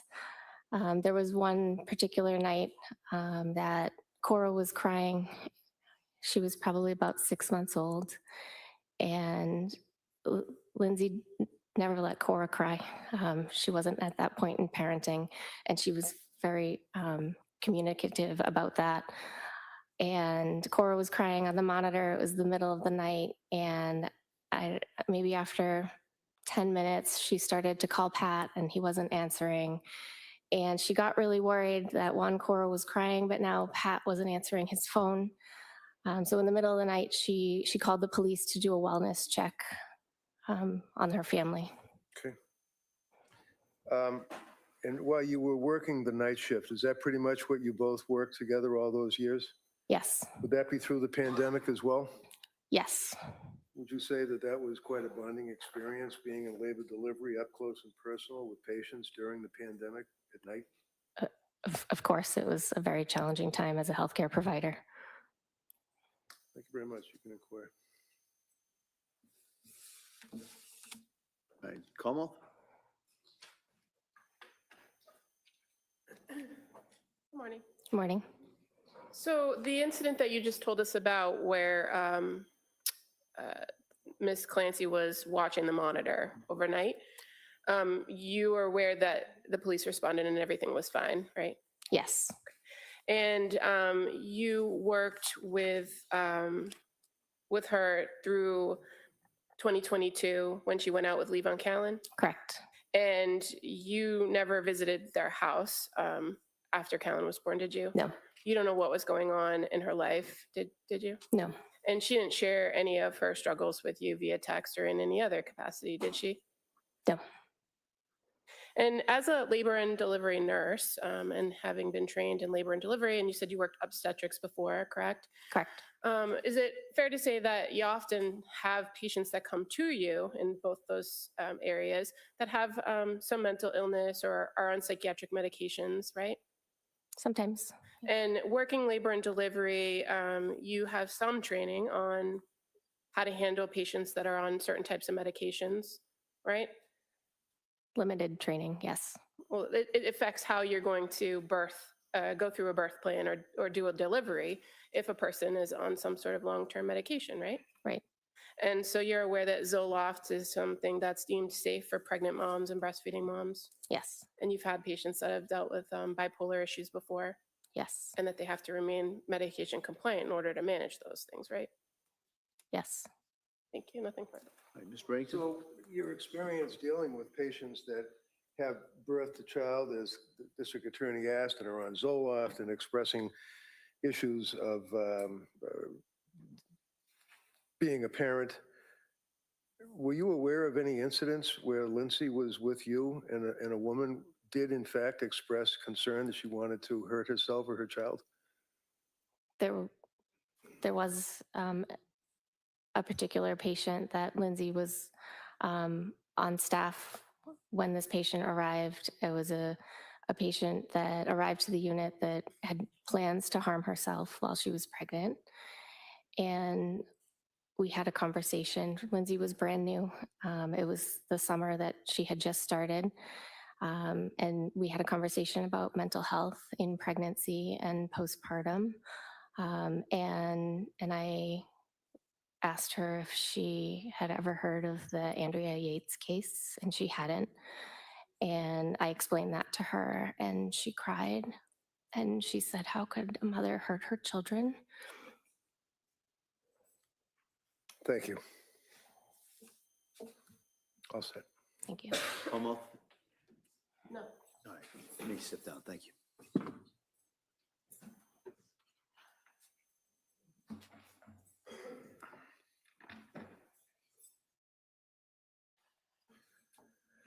Counsel. Yes, Your Honor. Ms. Orzka, please. Orzka, O-S-E-G-A.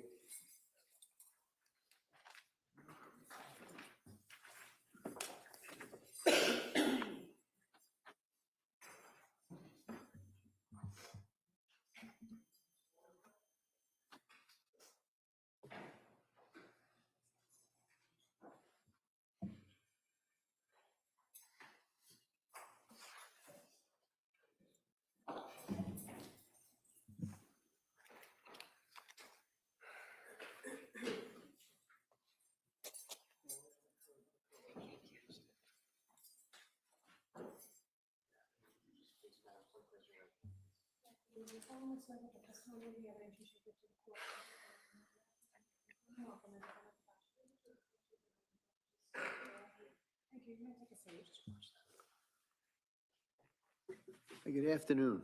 Hi, good afternoon. I'm going to ask you, speak into that microphone, keep your voice up, okay? Okay. Great, thank you.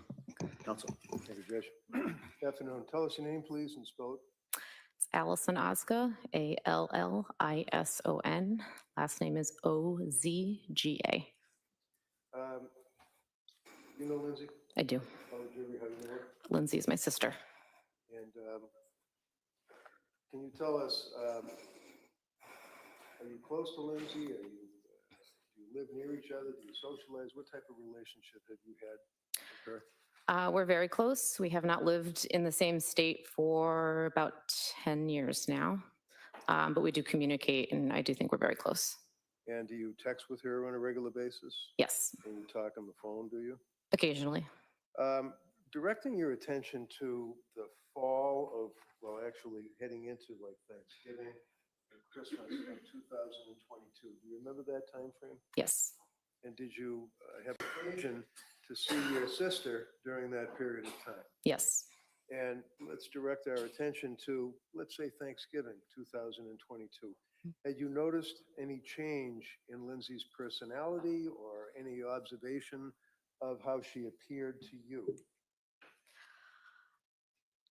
I will say on Thanksgiving in particular is when the first time I saw her in person after quite some time. I had known she had not been doing well via text message communication that we had. I think on Thanksgiving, she, her mood did not look good, her energy, she didn't seem very energized. It definitely seemed off from how I've seen her in the past. And were you aware that that carried through from November into December around the holiday season if you had stayed in touch with her? Yes. And can you tell us what you observed about her around the holiday season as it related to her, from your observations and your texting and your communications with Lindsay? How did she appear to you at that point?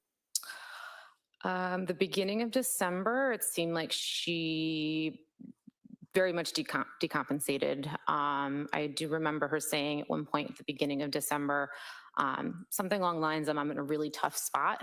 And knowing what she had shared with me previously about how her mental health had been struggling, I had this gut feeling that something was off and that she was really struggling. And I asked her if she was safe. What did she say? She said yes at that point. And you knew her husband, Pat? Yes. And you knew the kids? Yes. Obviously. Do you recall around Christmas itself and perhaps a little bit thereafter that you spoke with her and that she indicated basically, I'm not doing okay? Yes. Can you tell the jury what you observed about her demeanor or her symptomology when you said she was decompensating around that time? What were they symptoms in your mind of? Based on communication with Lindsay, and I started communicating with Pat directly at that time, she was reporting her mood was worsening, as she described as depression. She was having more suicidal thoughts. Insomnia continued to be an issue. She was really not feeling like herself. And did you know that during that period of time where she was telling you about the suicidal thoughts and the issue of depression, that she was seeing doctors? Yes. And what did she tell you about seeing the doctors, and if she was on any medication, and if so, what effect did they have on her? So the first thing she said about the doctors was back in October when she said that she saw a doctor for Zoloft and had a very awful reaction to that Zoloft. Would that be Dr. Tufts? I don't believe she shared that specific with me. Share the name? No. Okay. And then I think throughout our communication over the couple months of October to December, she did share with me that she was going to doctors, she was getting different prescriptions, kind of all the things that they were trying and different treatments they were looking at. And do you recall when you were talking with her about her symptoms towards the end of December that she had, in your words, decompensated significantly and stated to you that she felt nothing and that she was scared, things of that nature? Yes. What else did she tell you, if you recall? At the end of December, so I think it was more along the same of, that she is really not feeling well. Her mood is down. She's feeling numb. She's feeling hopeless. I believe at the very end of the month, she told me she had suicidal ideation every day for a month. Do you recall towards the end of the month around New Year's that she voluntarily admitted herself somewhere? Yes, You know where she admitted herself? McLean Hospital. And while she was at McLean Hospital, ultimately, do you know how she got out of McLean Hospital? It was my understanding that she was weaning off of some medication that she was on, and then was eventually discharged 5 days later. Now, did you see her or talk to her after she left McLean Hospital trying to wean herself off of whatever medication it was? Because you don't know what the medication was, right? I believe it was Seroquel. Seroquel. Yep. Did she tell you anything to the effect that when she got out of the hospital that she felt as though this was a step in the right direction? Did she seem as though she was trying to be positive about her life? Yes. And tell us about that, because up until this point, you had observed her decompensating and Mhm. having these symptoms and suicidal ideation and depression and feeling nothing and scary. Mhm. When she got out of McLean, what did she appear to you and what did she say to you? I believe she said she felt that that was a good plan and that she was starting to feel better. So was your sister, in your opinion, granted she's your sister and you're biased, obviously, but was she a complainer? No. And obviously, she didn't share with you in detail her doctors and medicines and things of that nature. Is that fair? No. But you were aware of the struggles and the hurt that she was going through. Yes. And then through the month of January, did you have occasion to see her, or were you, because you still live in different states? Yes. Yes, I did have an occasion to see her in January. When?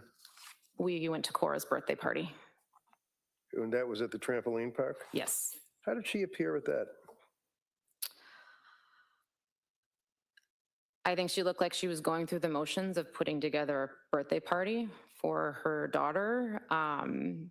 But she looked tired. She looked like she was still struggling. So there was a difference in your observation of what you had known your sister to have as a personality. Yes. And then, of course, the horrible day, were you aware, or did somebody call you and tell you that the children had been killed? Yes. One of them still survived and ultimately passed. Yes. And do you recall who told you that? Yes. Who was that? My mother. And as a result of getting the call from your mother, what did you do? I jumped in a car, packed a bag, and I sped up to South Shore Hospital, which is where I was told she was. Did you see her in South Shore Hospital? No. Did you know that she was then transferred to another hospital after South Shore? Yes. And what hospital was that? I believe it was Brigham and Women's. And were you able to visit her in Brigham and Women's? Yes. And did it take some time before they would allow you to visit with her? Yes. How long, if you know? I think it was approximately 2 weeks. Okay. And then you were able to see her pretty much on a regular basis? Yes. And where does your mother and father live? In Connecticut. And are you close to them? Yes.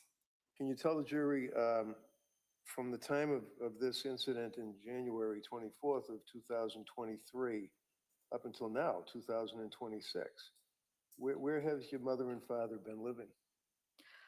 My parents have been spending the majority of their time up here in Massachusetts Why?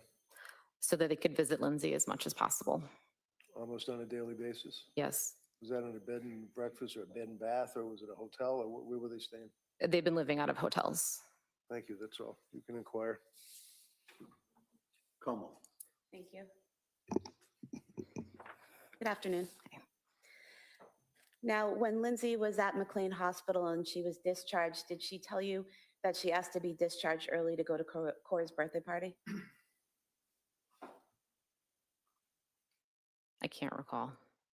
And do you recall speaking to the police on January 25th, just a day after this all happened back in 2023? Yes. And do you recall telling them that you saw Lindsay 2 weeks prior to the 24th, roughly around the birthday party time, and that she seemed okay? Yes, Do you recall telling the police that you spoke to her in phone calls many times after she was discharged to McLean, and that her tone of voice in those calls seemed better? I did not speak to her on the phone. Most of our communication was via text. So you don't recall saying that to the police, that the tone of Lindsay's voice in our phone conversations was better the last couple weeks since she had been released from the hospital? I believe when I said that, I meant her tone via her text messages. And so her tone in her text messages was better? A bit. And do you recall telling police that you spoke to Lindsay on Thursday, January 19th, 2023, and she seemed okay? Yes, And that was a phone call, correct? that was text message. Text message, okay. Yes, So when you were saying spoke to the police, you were referring to text messages? correct. And so in that text message, she seemed fine? She seemed okay. So she had just been released from McLean Hospital at the beginning of January, and all of your communications after the birthday party were text messages, is that correct? I think the date's wrong. I believe so, yes.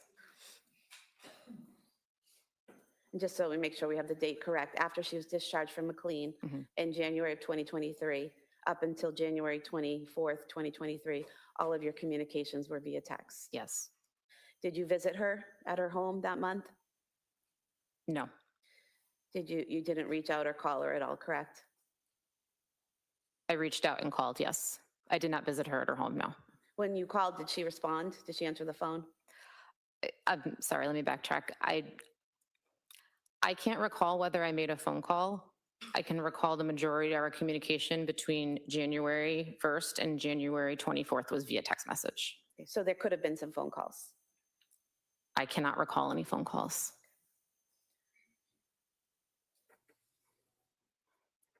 You are a licensed social worker, correct? Correct. And you're a mandated reporter, correct? Yes. And at any point in time between January 1st, 2023 and January 24th, 2023, did you have enough concern about the safety of the kids or the safety of your sister to file a report as a mandated reporter? No. Thank you. Mr. Ray? Oh, yeah, Judge, thank you. Okay, thank you. You may step down.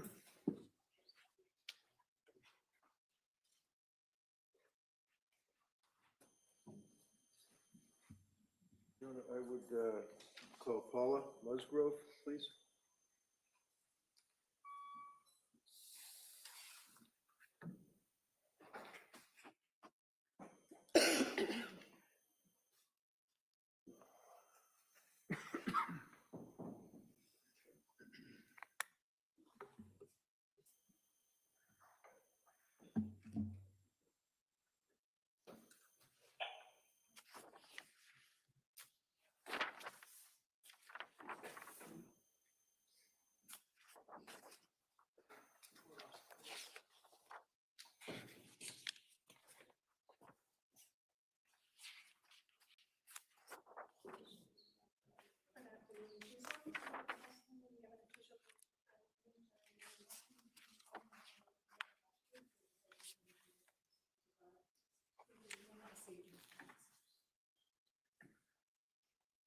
All right, good afternoon.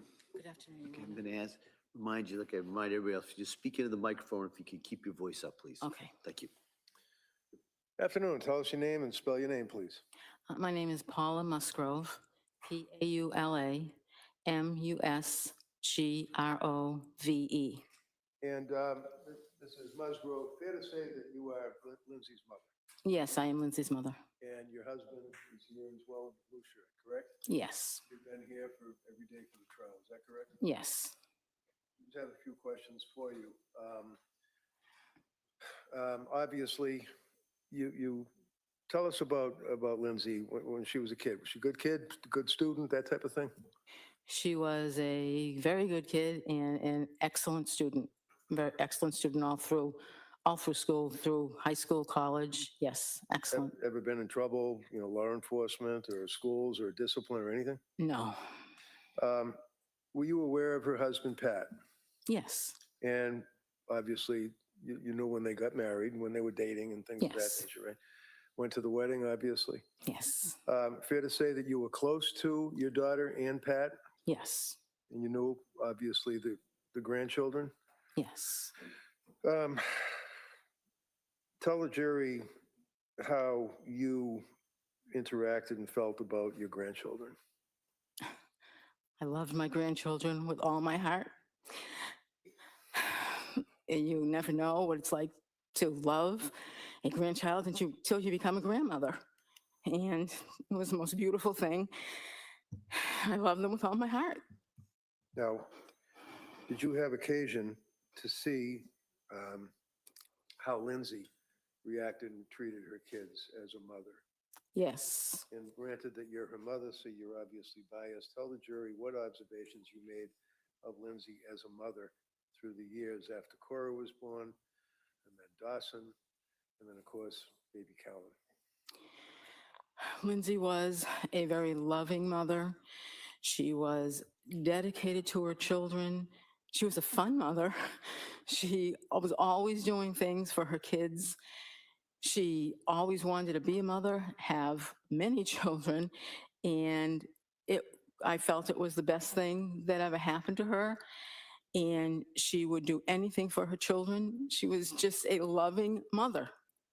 Now, in 2022, Calvin was born, is that correct? Yes.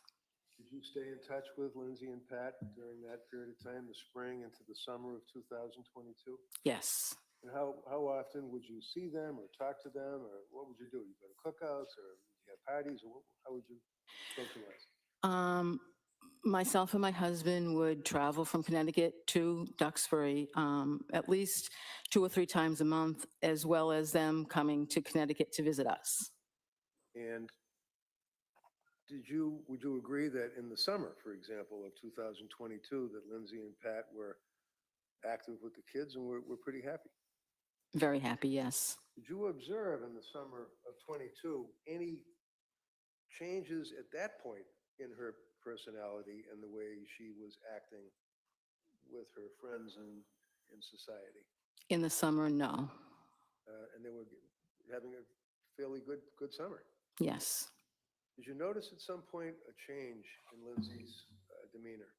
Yes. Tell the jury when that was. It was sometime probably around the 2nd week of October. What happened that you noticed? I noticed that she had become very anxious. She told me she was anxious about going back to work because Callan was having trouble taking a bottle and she didn't feel right about leaving him. And as a result of that, did she tell you that she was going to put off going back to work? Yes, she told me she was applying for an extension. Now, did you know at that point that she was going through any issues involving depression or anxiety or having any suicidal ideation or anything like that? At that point, no. At what point, if any, did you become aware that your daughter was suffering from this symptomology? In late October. And how did that come about? She sent me a text message. And do you recall when that was? Yes, that was on October 20th. Now, Your Honor, the government has introduced into evidence the entire of the phone dumps, if you will, and I think they put it on a disc, and it's probably thousands of pages, but I do have the text thread that deals with that time frame in October. I'd like to offer that so that it's apparent what I'm referring to rather than having to search through thousands of pages of a disc.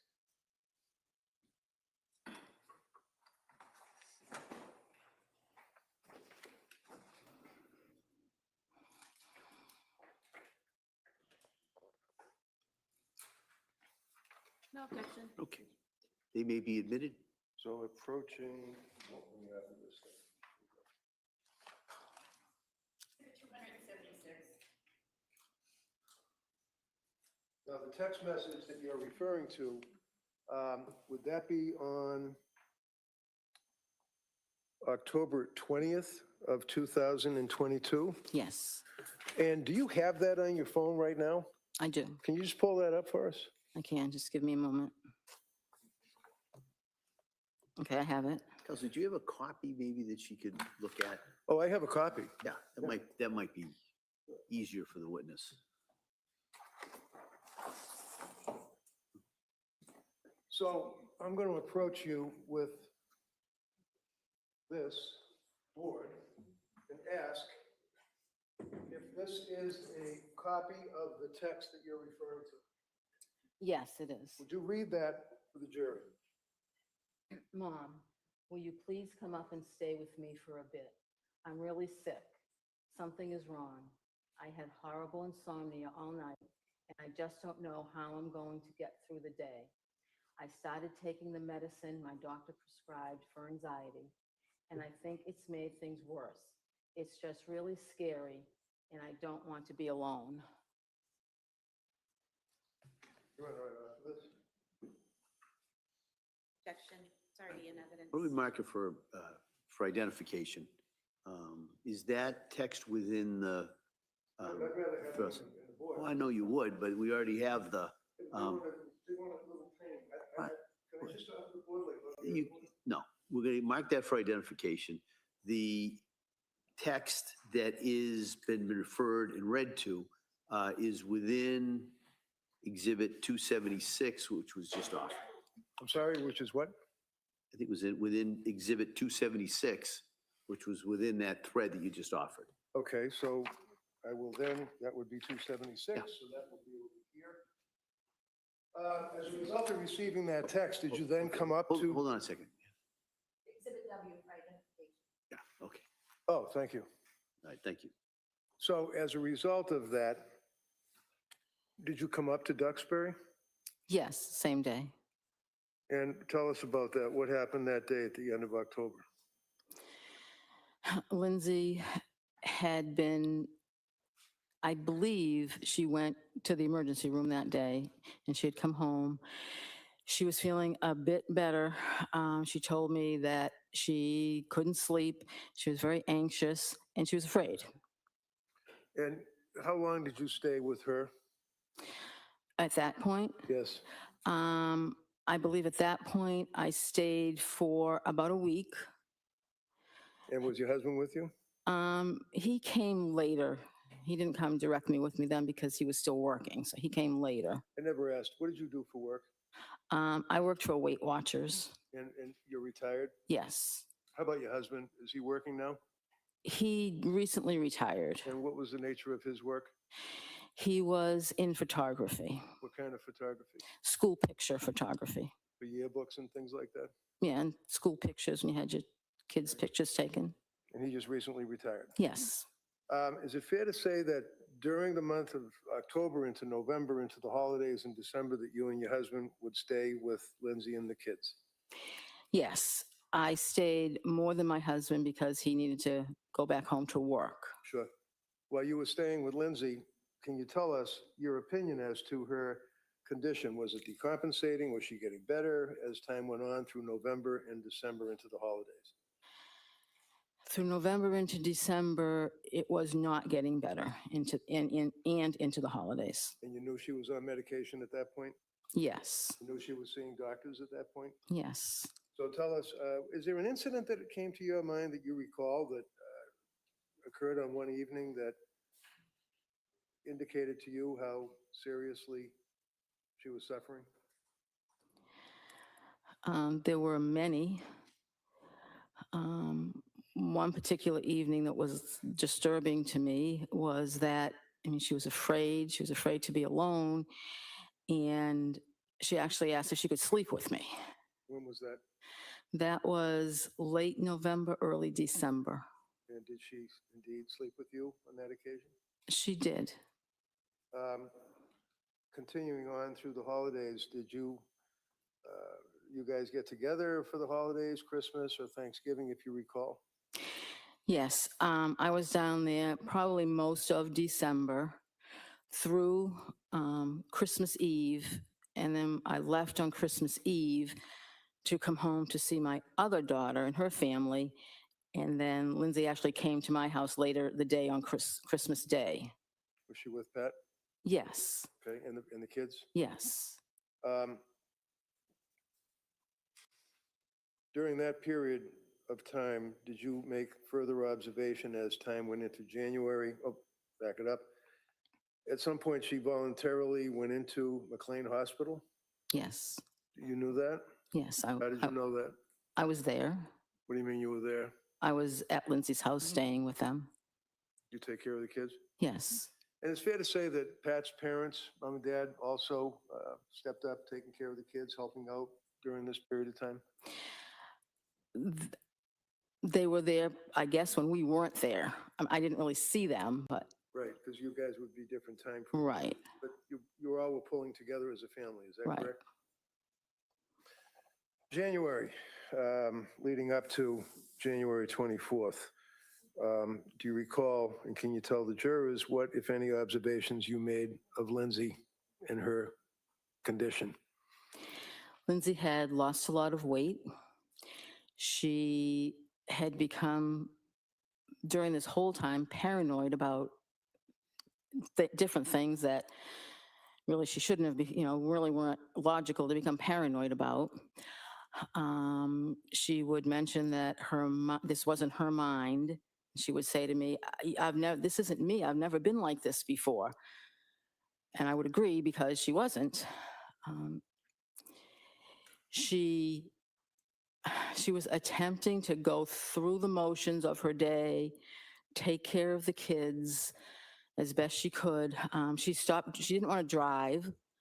So at times when Pat didn't go pick the kids up at school, I would drive Lindsay to pick the kids up at school because she was afraid to drive.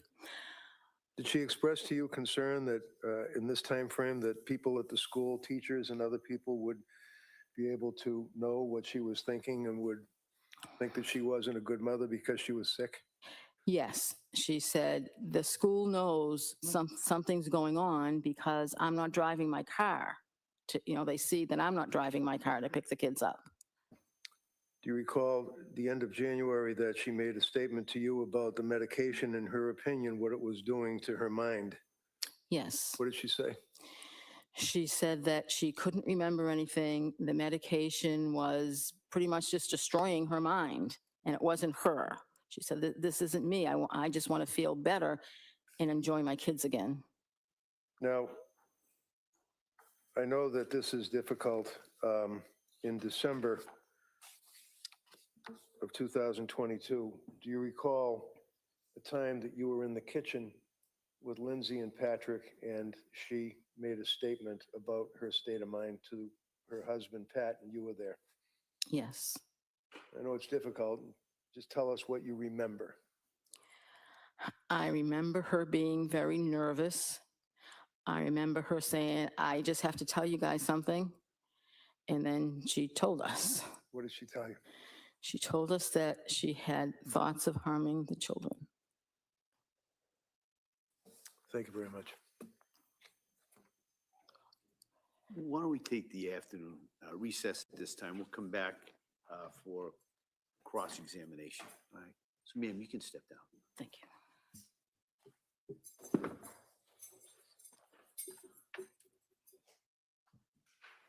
All right. So, members of the jury, we're going to take the break at this time. We expect to have you back about 2 o'clock. Okay? All rise, please, jurors exiting.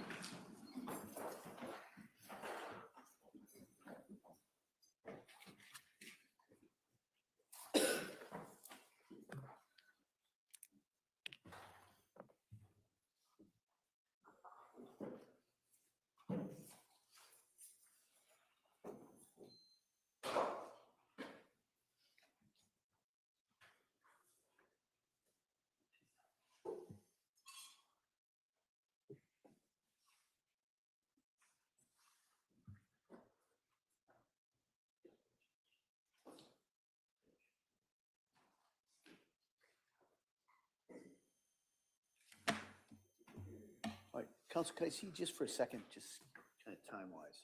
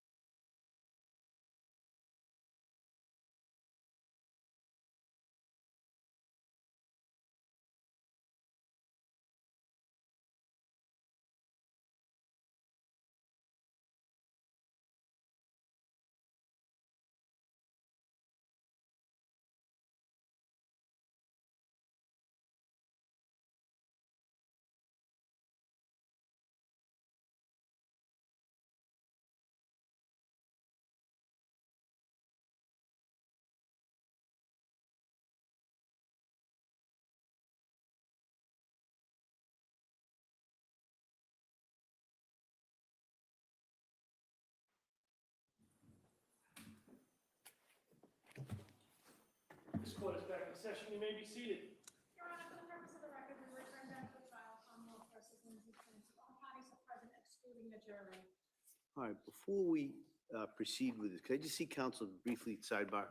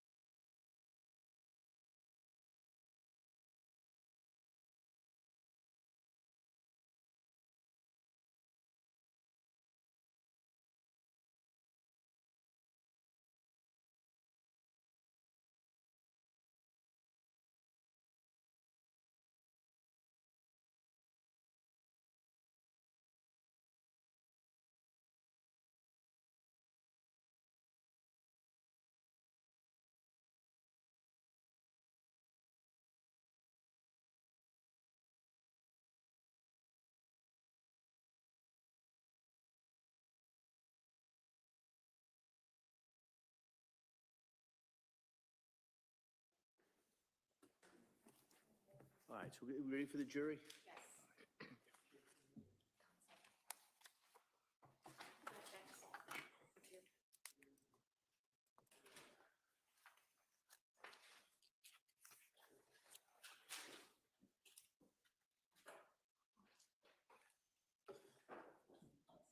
Do you have some water up there?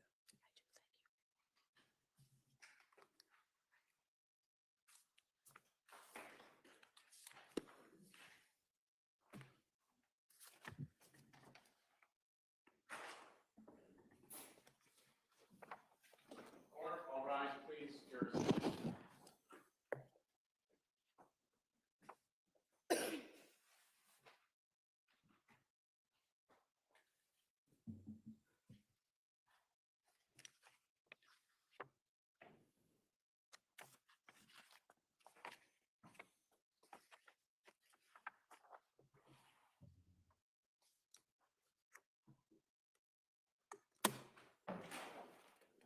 Court is back in session. You may be seated. Your Honor, for the purpose of the record, we return back to the trial of Commonwealth versus Lindsay Clancy. All parties are present, including the defendant, and two jurors. All right, thank you, Madam Clerk. Attorney Sprague? Thank you, Your Honor. Good afternoon. Afternoon. Now, you testified in direct examination about the statements that Lindsay made in December about having thoughts about harming the children. When in December was that? I don't exactly remember. I would say early to mid December, probably maybe earlier rather than mid-December. But I don't exactly remember when. Okay. And when she made the statement that she had thoughts of harming the children, did either you or Patrick ask her what she meant by that? I believe I remember Pat asking her if she felt like she couldn't be alone with the children, and she said no. And after she made those statements, did you have any thoughts about committing her? No. Did you have any thoughts about having her come stay with you in Connecticut away from the children? No. Were you concerned for the children's safety at that point in time? No, because I was there. And you were asked about some text messages in October, and those are now an exhibit, I believe. Exhibit 276. And so you talked about the text on the 20th when she asked you to come and she was having a hard time, right? Yes. A day before, on October 19th, she had sent you a different text message stating, "Hi, Mom, would you ever consider coming to stay with us for a couple days at a time to help with childcare so I can work?" And talking to a therapist and doing a lot of thinking, I actually think going to work will help me, but it's really hard with nurses' hours to get childcare that we need. I'm thinking if you could come like Sunday to mid-Tuesday, it'd be really helpful, just a thought. Do you remember that text the day before? Yes. And did you agree in a text message that you said I can come and help out? Yes.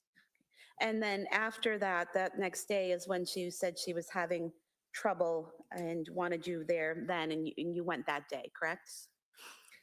But you said you were there for about a week, but there's a text on October 20th that's not included in this exhibit, where on October 24th at 2:36 p.m., you send a text to her saying, "How are things today?" And she responds, "Good." Remember that? Yes. So were you already home at that point when you were asking her how she was doing on the 24th? I must have been home at that point. I honestly don't remember. I was back and forth so many times. So the time frames are really jumbled in my head as far as how long I stayed any particular time. And so you would go and help out when they asked you to, and then you would go home when things were calmed down a little bit. Is that right? Not exactly right. No? And she did say on the 24th that she was doing good that day, correct? I don't recall, but if that's what the text says, then Here you go, you can look at it. Yeah.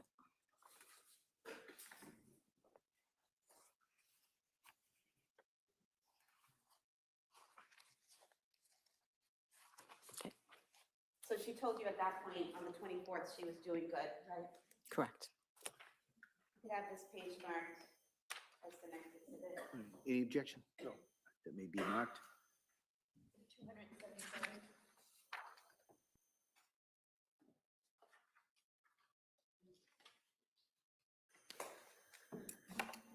Now, you talked about a time when you went to her home and you actually ended up sleeping with her because she didn't want to be alone. Was that October 20th visit? No, When was that? that was, I can't exactly remember when. I'm going to say probably sometime in November, the latter part of November, maybe the early part of December. Did she tell you why she was afraid to be alone? She just said she was afraid to be alone.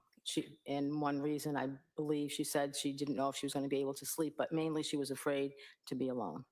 And at that point in time, did you consider having her committed to a psychiatric facility?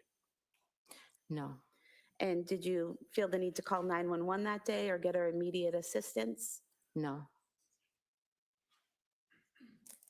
You mentioned that in January, you saw her and she lost weight. She seemed paranoid about things, seemed to be going through the motions of each day. How often did you see her in January of 2023? In January, I can't exactly remember how many times I saw her. We were again back and forth. So we have Exhibit 238, which have all of your text messages with Lindsay in January of 2023. And I just want to go through some of them with you.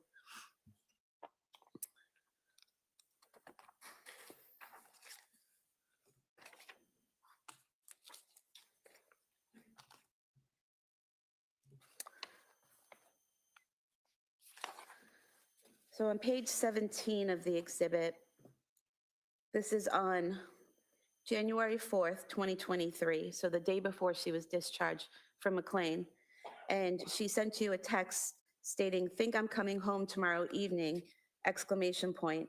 I talked to the doctor and I made up a follow-up appointment with my other psychiatrist besides Rebecca for Friday morning. So she said she'd be okay with me leaving Thursday around 5. Do you remember getting those messages? Yep. And were you staying at the home helping out with the kids at that point? Yes, And did you go to Cora's birthday party on the 7th? I did not. It was a children's party. I stayed home with Callan.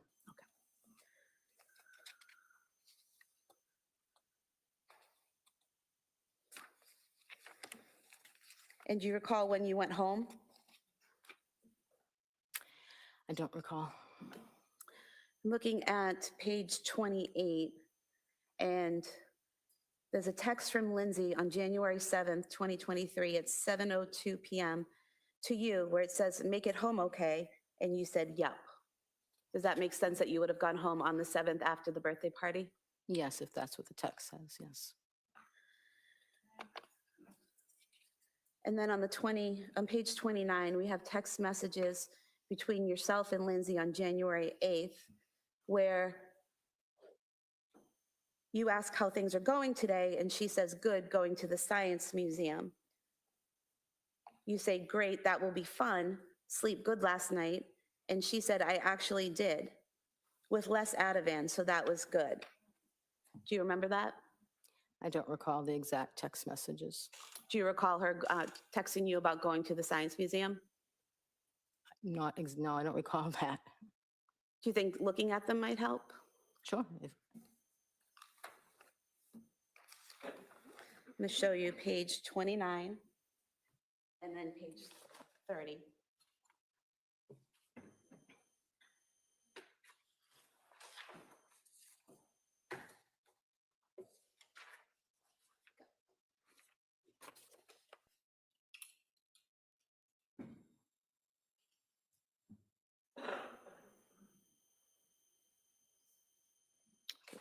Does that refresh your memory?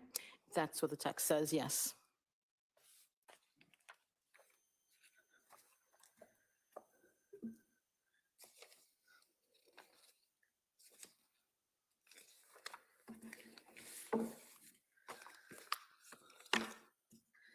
And then on page 34, you ask how the museum was today, and Lindsay sent you some photographs and said it was fun, the kids really liked it. Do you remember that?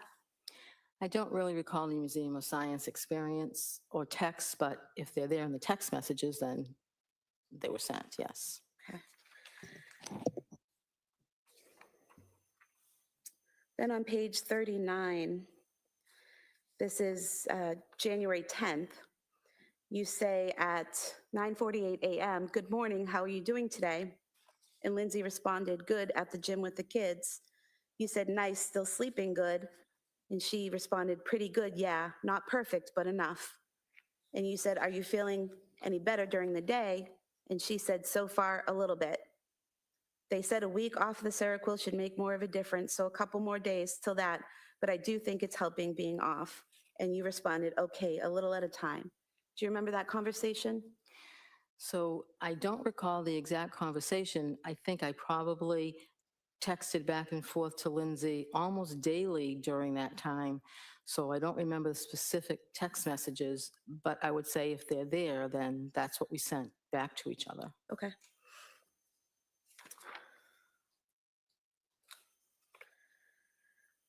And then there were further text messages that day.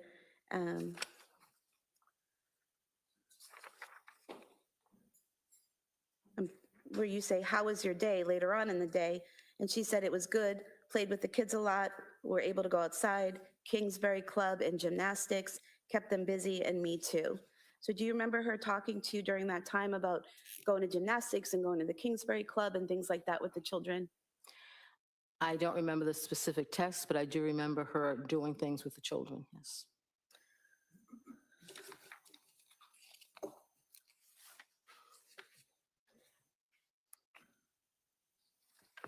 Then on January 11th, the following day, you sent a text, excuse me, "How are you feeling today?" And she responded with a photo of Callan drinking out of a Mary Lou's cup, saying, "We have another Mary Lou's fan." And you said, "Decaf looks like he's enjoying it." And then later on, you asked again, "How are you doing today?" And she said, "Hi, Mom, doing all right. Nothing new, really, just taking it day by day." You said, "Still feeling a little better." And she said, "A little bit." You said, "Sleeping okay." She said, "Not great last night because Cora was up with a bellyache." Do you remember that?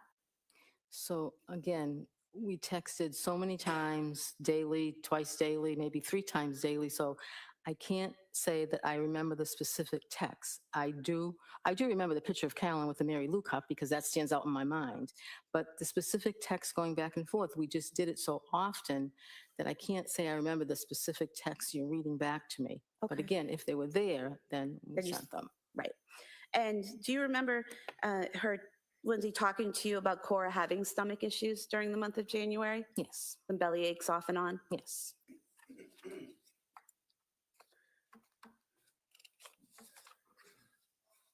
And then January 13th, again, you're checking in with her. Hi, Lindsay, how are you today? She said, hi, Mom, pretty good today. How about you?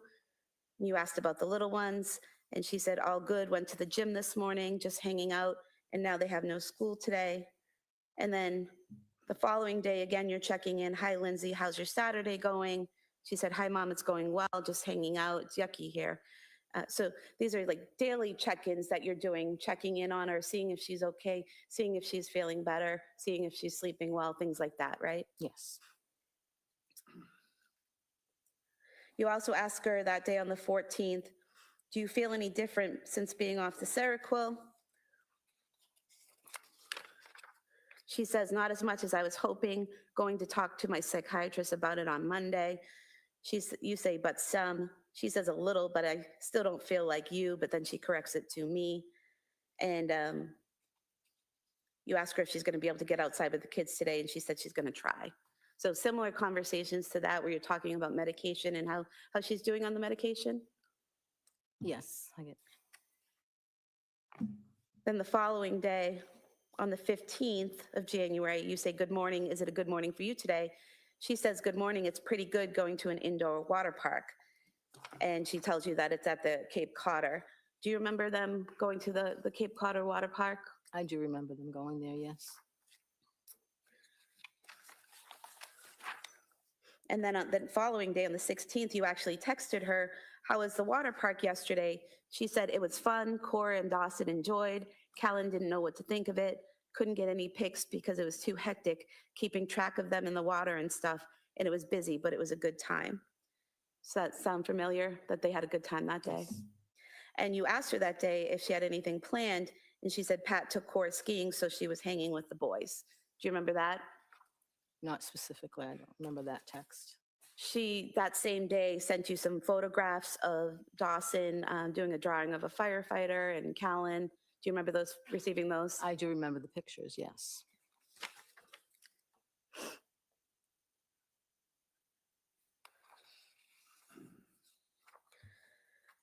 Then the following day, again, you're checking in every day. You say, you feeling better? She says a little bit.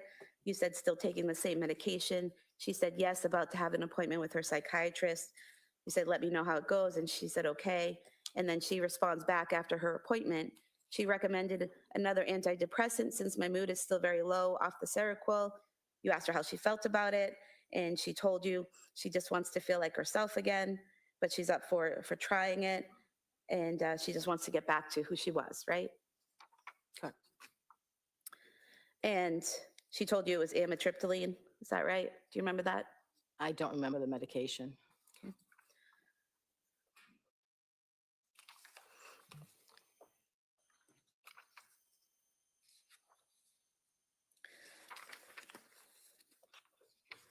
Then on the 18th, January 18th, again, you're reaching out and she says, hi, Mom, I'm doing all right. How about you? And you say you're good. You're thinking about visiting that weekend. And she says, that sounds good. And you ask her about being able to get out and exercise. And she said she's been walking on the treadmill at the gym for exercise. And you asked her if she started a new medication and if she's feeling better. And she says, feel okay, just not great. I did start it 2 nights ago. You said, is that the one that takes a while to feel the effects? She said, yep, weeks. And you said, is the okay that you're feeling now better than what you were feeling a few weeks ago? And she said, yes. Do you remember that? Again, I don't remember the specific text, just remember texting back and forth daily about how she's feeling, about, what's different medication-wise, but I can't say I remember that specific text that you're reading me. But again, if they're there, then they were done by us. Right. And so on the 19th of January, again, you're checking in and say, how are you feeling today? Can you tell if anything's different with the new medication? She says, I'm feeling all right. Nothing new really yet because it takes weeks to really work, but I'm okay. You asked if she's still sleeping well, and she says decently. And the kids get up a lot. So again, more of the same check-ins daily, seeing how she's doing, seeing how she's sleeping, right? Correct.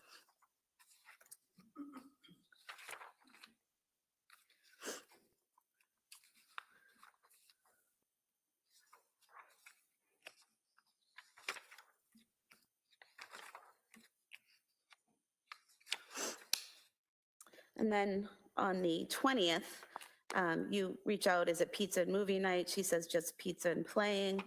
And you tell her you're leaving at 9, bringing dessert for the kids. And she says, sounds great. So you're talking about your visit that weekend. Is that right? Yes.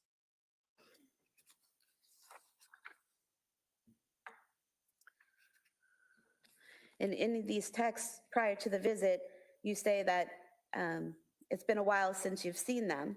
So it sounds like from these texts, you're checking in with her every day from January 7th, 2023, all the way up to your visit on January 21st, 2023. You're checking in with her. So you're at home in Connecticut from the 7th until the 21st.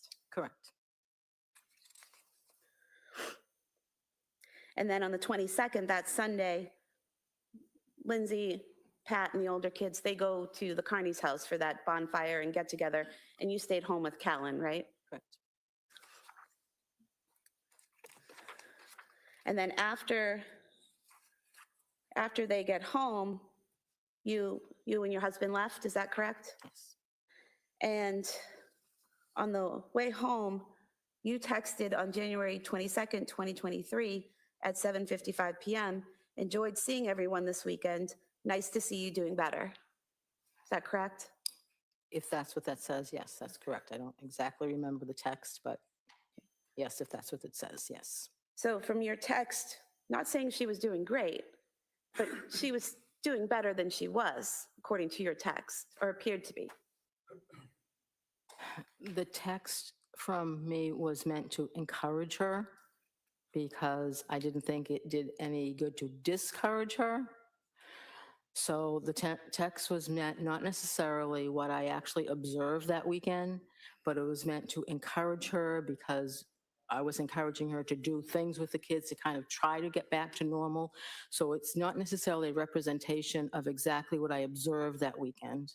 But that weekend, she was able to go to a friend's house with the older kids and Pat and spend a few hours there, correct? Correct. And she was able to do activities and hang out with you and your husband. There's a photograph and evidence of the two of you sitting on the couch smiling and hanging out together. So you were able to interact with her, correct? Correct. The photograph was taken by Cora because Cora wanted to use my phone and take her picture. So Lindsay and I were going to put a smile on our face and let Cora take a picture. Yes, but again, there was other observations I made that weekend, but it was not, I didn't think it was in Lindsay's best interest to discourage her or point out those because she was making every attempt to feel better and to do things to make herself feel better. So as a mother, I was encouraging her. Well, you didn't say, I hope you feel better, or you're going to get there, or you're doing it. You actually said, nice to see you doing better, correct? That's what you wrote? Those were my encouraging words, yes. And from January 7th up through January 22nd, Lindsay repeatedly told you she was doing okay. She was feeling a little bit better. Not completely better, not 100%, but she kept telling you, I feel a little bit better, I feel a little bit better. You even asked her, is the better you're feeling now better than a few weeks ago? And she said yes, correct? That's correct without my observation of her. And what she was responding to you in text, correct? Correct.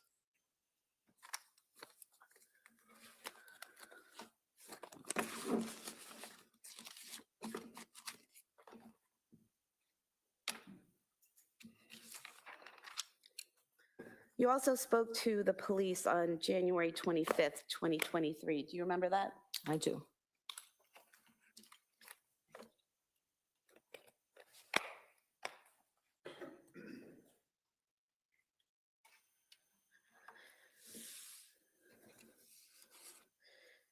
Do you remember telling the police that Lindsay seemed to be improving since leaving McLean?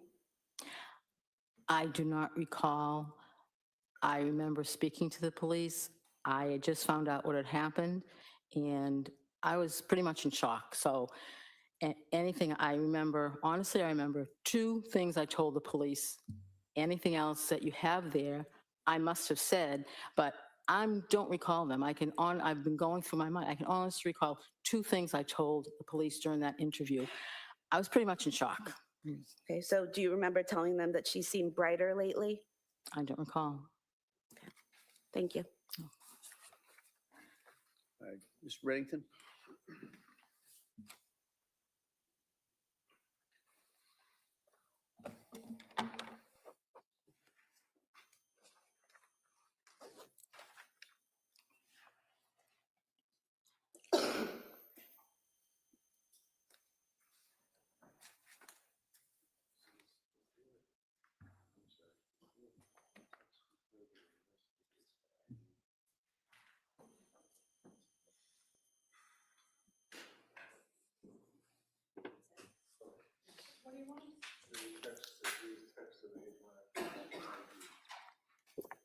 Oh, you mean the ones that you didn't mark? Yes. Oh, this was one.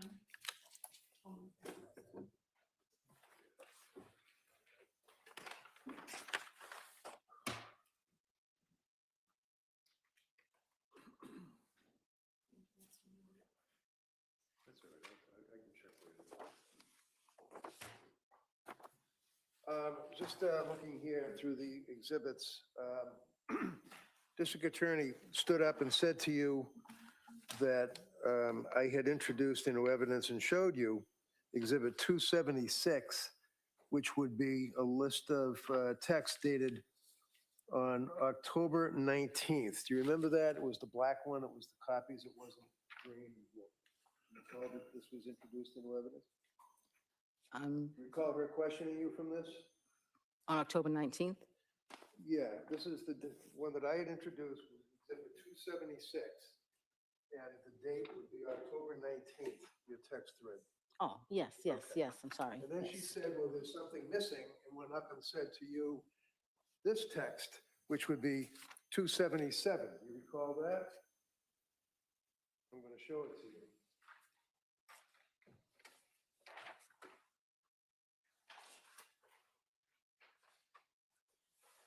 Yes. Okay. So what I had introduced was a text thread from October 19th up through and including October 20th. Is that fair to say? Right there? Yes. Okay. And the reason I introduced this is because we had introduced earlier, like a whole lot of pages text. And I wanted to focus on the text thread where she said, Mommy, can you stay? Objection. Sustained. So when the district attorney suggested that there's something missing, like I left it out or something, is it fair to say that Exhibit 277 is a totally different date? Look at the date. What is the date that the DA is talking about? You see it on there? 10/23. 10/23. It has nothing to do with the text thread that I introduced, right? It's a day or 2 after that, right? Right, If you know. yes.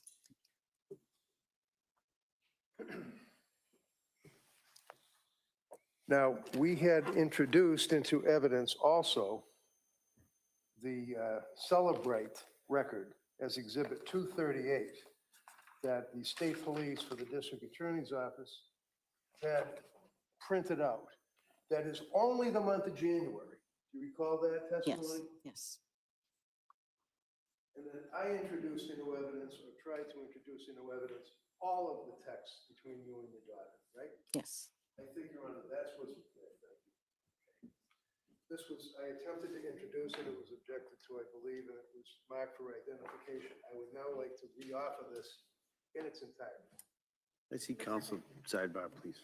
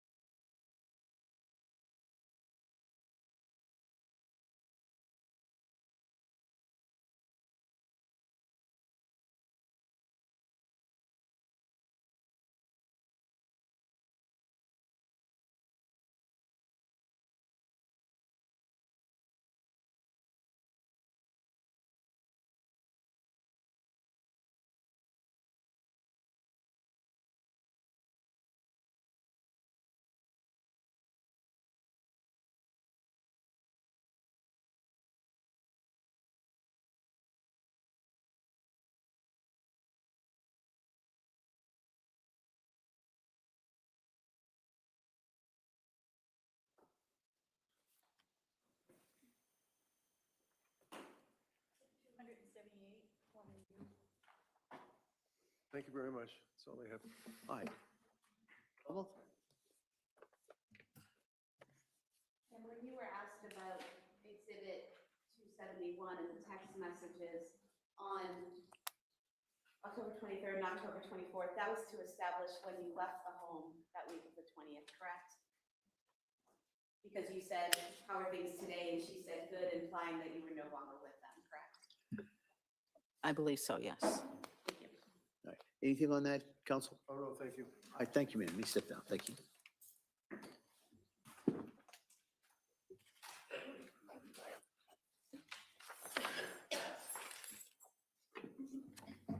All right, defendant? Yes.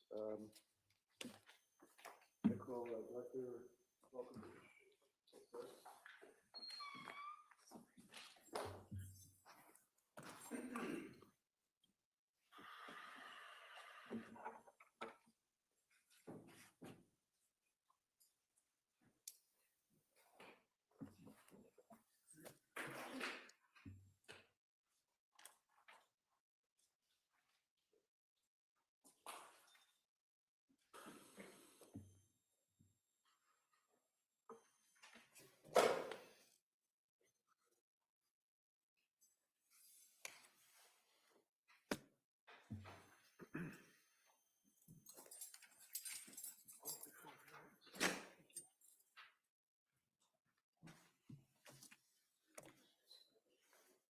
Good afternoon. Do you solemnly swear that the testimony you give in this case will be correct and the truth?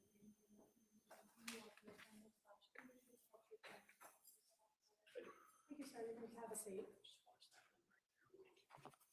All right, good afternoon. All right, Mr. Rankin, why don't you hold off? I'm going to give an instruction Oh, sure. at this point. Yep.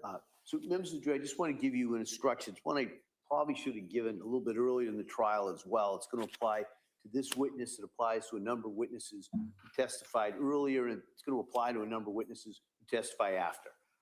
And it's in regards to expert witnesses, all right? So generally in cases that are tried in our courts, witnesses may testify only to facts that are within their own personal knowledge. Right? That's things that they've personally seen, heard, or felt. However, in a variety of cases, issues arise that are beyond the experiences of laypersons. In those type of cases, we allow a person with specialized training or experience called an expert witness to testify, and to testify not only to facts, but also to opinions and the reasons for their opinions on issues that are within that witness's field of expertise and are relevant material to the case. Because a particular witness has specialized training and experience in their field, does not put that witness on a higher level than any other witness, and you are to treat the so-called expert witness just like you would treat any other witness. In other words, as with any other witness, it's completely up to you to decide whether you accept the testimony of any expert witness, including the opinions that they give. It's also entirely up to you to decide whether you accept the facts that are relied on by the expert, and to decide what conclusions, if any, you draw from the witness's testimony. You're free to reject the testimony and opinion of such a witness in whole or in part if you determine that the opinion is not based on sufficient education and experience, that the testimony of the witness is motivated by some bias or interest in the case. You must keep firmly in mind that you alone decide what the facts are. So if you conclude that an expert's opinion is not based on the facts as you find those facts to be, then you may reject the testimony and the opinion of the expert in whole or in part. You must remember that expert witnesses do not decide cases, juries do. So in the last analysis, an expert witness is like any other witness in the sense that you alone make the judgment about how much credibility and weight you give to that expert's testimony and what conclusions you draw from the testimony. All right, and I'll go into that a little bit more at the end when I go into the more extensive instructions that I'll give you at the end of the trial. All right, Mr. Rankin. Afternoon. Afternoon. Can you tell us your name and spell your name? It's Michael Volfovich. It's V as in Victor, U-L, F as in Frank, O, V as in Victor, I-C-H. And what do you do for work, sir? I'm an emergency medicine doctor. I work full-time at Newton Wellesley Hospital. Newton Wellesley? Yes. And can you tell us are you board certified, sir? I am. I'm board certified in emergency medicine. And that would be by the American Board of Emergency Medicine? Correct. And how long have you been practicing emergency medicine? I did 3 years of residency, and this is my 13th year as a full-time attending. And you're presently employed, where is it? Newton Wellesley Hospital primarily, and then I do some additional shifts at Emerson Hospital in Concord. How about medical school? Where'd you go to med school? St. Louis University School of Medicine, And what year did you graduate? 2011. Obviously licensed in the Commonwealth. Yes, sir. In the course of your training and experience, sir, do you work full-time in a particular field of medicine? Just emergency medicine. So basically, we see any and all comers, anything from ankle sprains to traumas. Okay. Did I ask you to review some documents regarding this particular case involving Lindsay Clancy? You did. You asked me to review the. Jury, what you reviewed? Oh, sorry. You asked me to review the photos from the crime scene, and then the emergency medical records from South Shore Hospital, Brigham and Women's Hospital, and then the records from her hospital stay at Brigham and Women's Hospital. So in reviewing all of those various hospital records, sir, you're aware that on January 24th of 2023, she initially was transported to South Shore Hospital. Is that correct? Yes, sir. And can you tell the jurors what's treatment she received at the South Shore Hospital briefly? So she arrived with a GCS of 10, meaning she was not really very responsive. Let me interrupt you just because what did you say, a G6? GCS, Glasgow Coma Yes. Scale. Okay, slow down, because I don't understand. What is a GCS? It's a Glasgow Coma Scale. It's a series of things that we look at to determine how responsive somebody is, whether their eyes are opening spontaneously, whether they're able to speak on their own, and whether you're able to understand what they're saying, and then how much, if at all, they're moving, whether they're moving spontaneously, whether they can follow commands, that kind of thing. Okay. So the Glasgow Coma Scale GCS of 10, what does that tell you as an emergency room doctor? Tells us that she was not very responsive on arrival. It sounds like she was not speaking intelligibly, and the doctors at South Shore Hospital were concerned about her ability to maintain her own airway and made the decision to intubate her, which means putting a breathing tube down her throat into her lungs and placing her on a ventilator and sedating her. Was she also what would be, I guess, referred to as hypothermic? She was. What does that mean? Means that her body temperature was below what's considered normal. So in her case, her core body temperature was, I believe, 82.1 degrees, which would put her into severe hypothermia. And did you note that she was tachycardic and hypotensive? Yes. What did that mean? So it means that her heart rate was above 100, and hypotensive means that her blood pressure was below what is considered normal. And South Shore Hospital, were they able to stabilize her? It sounds like they were able to stabilize her by placing a breathing tube in her neck, in her throat to help with her breathing. And then they basically proceeded to obtain a bunch of imaging, started her on medications to sedate her and artificially raise her blood pressure. They started working on rewarming her. And then in conjunction with the trauma team there, they made the decision that she would be better served at a hospital with a higher level of care. Okay. And can you tell us what the injuries were that she presented herself with to the South Shore Hospital? So there were multiple injuries. She had lacerations to bilateral wrists. When you say lateral, what does that mean? Bilateral laceration both to her left wrist and to her right wrist, and then multiple superficial lacerations as well.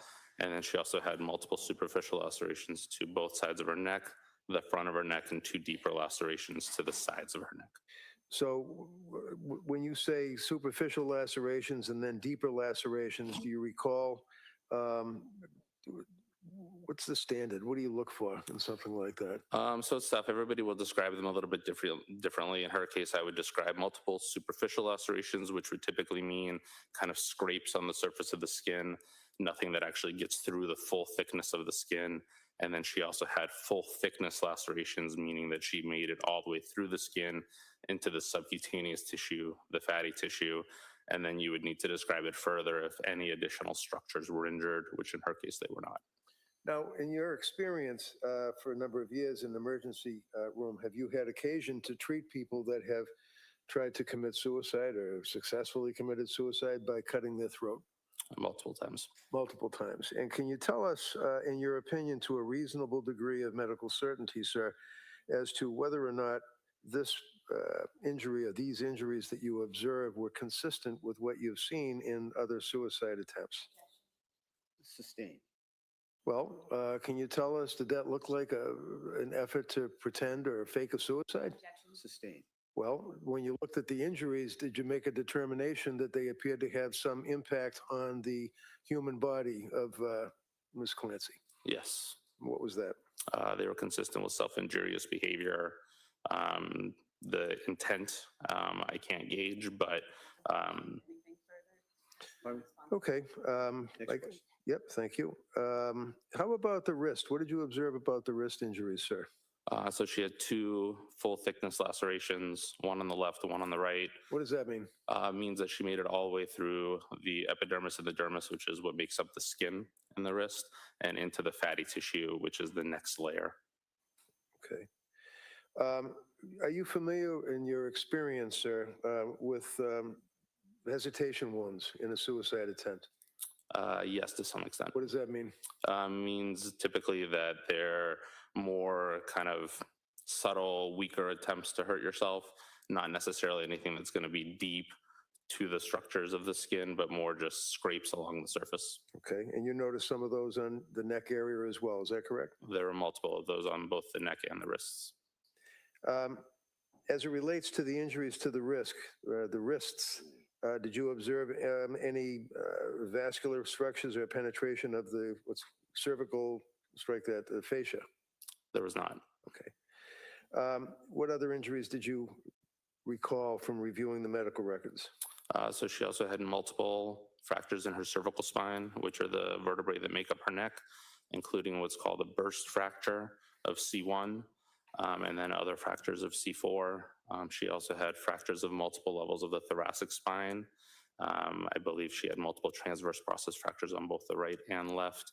What does that mean, transverse fractures? Transverse processes are lateral projections, basically projections that go sideways off of the bone that allow the ribs to articulate, connect with the spine, and they also allow muscles to connect, and they help support the basically overall ring structure of the spinal canal.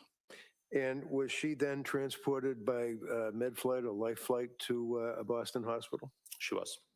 What does that tell you as an emergency surgeon when someone's transported by med flight or life flight?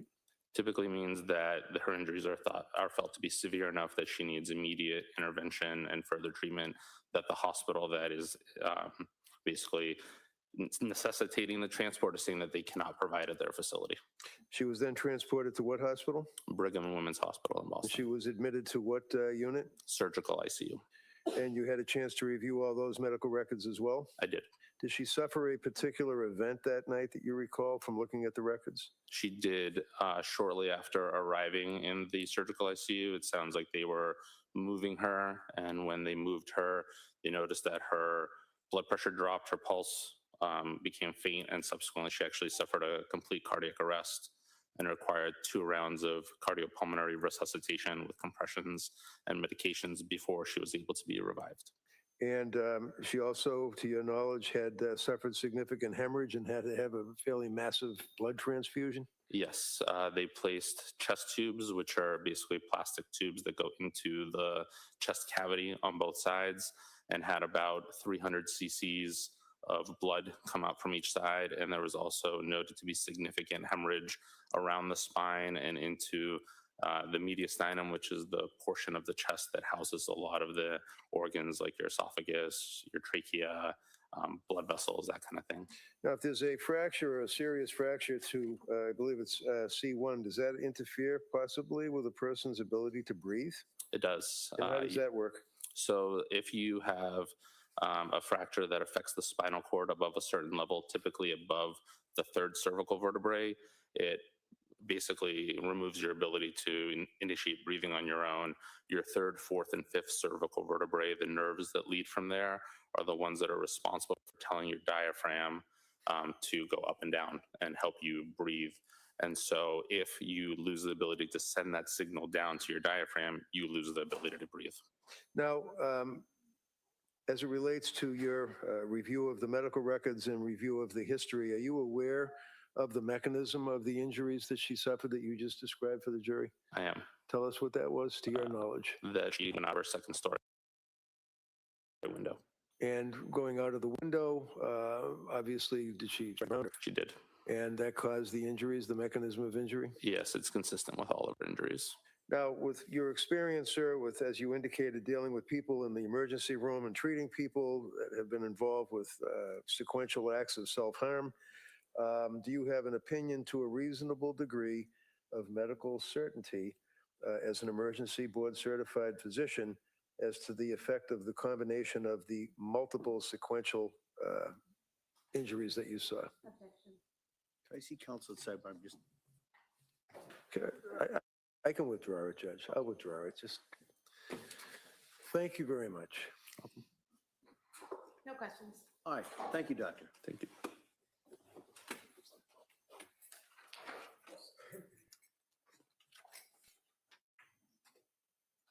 All right, counsel, now can I see it sidebar? Okay.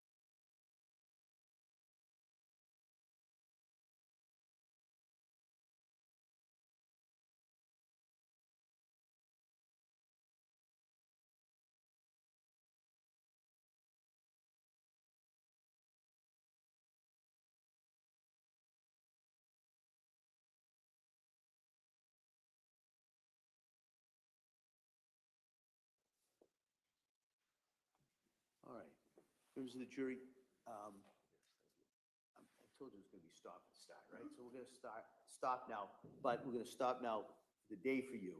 I'm going to come back. I'm going to talk to counsel about setting some things up logistically for tomorrow. All right, so tomorrow, the plan would be, hopefully we'll start right at 9 or right as close as we can. And we'd hope to have a pretty full day in regards to the witnesses. All right, so I'm going to excuse you till tomorrow at 9. I'm going to remind you, to talk about this case Don't read anything about it or anything about any similar cases. Don't do any research. Don't listen to anything. Don't post anything. You kind of know where I'm going, right? So I'm going to ask you to follow those instructions again. I'm going to give you those questions, and I hope you have a nice evening. We'll see you tomorrow morning. Okay? Thank you. All rise, please, for your section.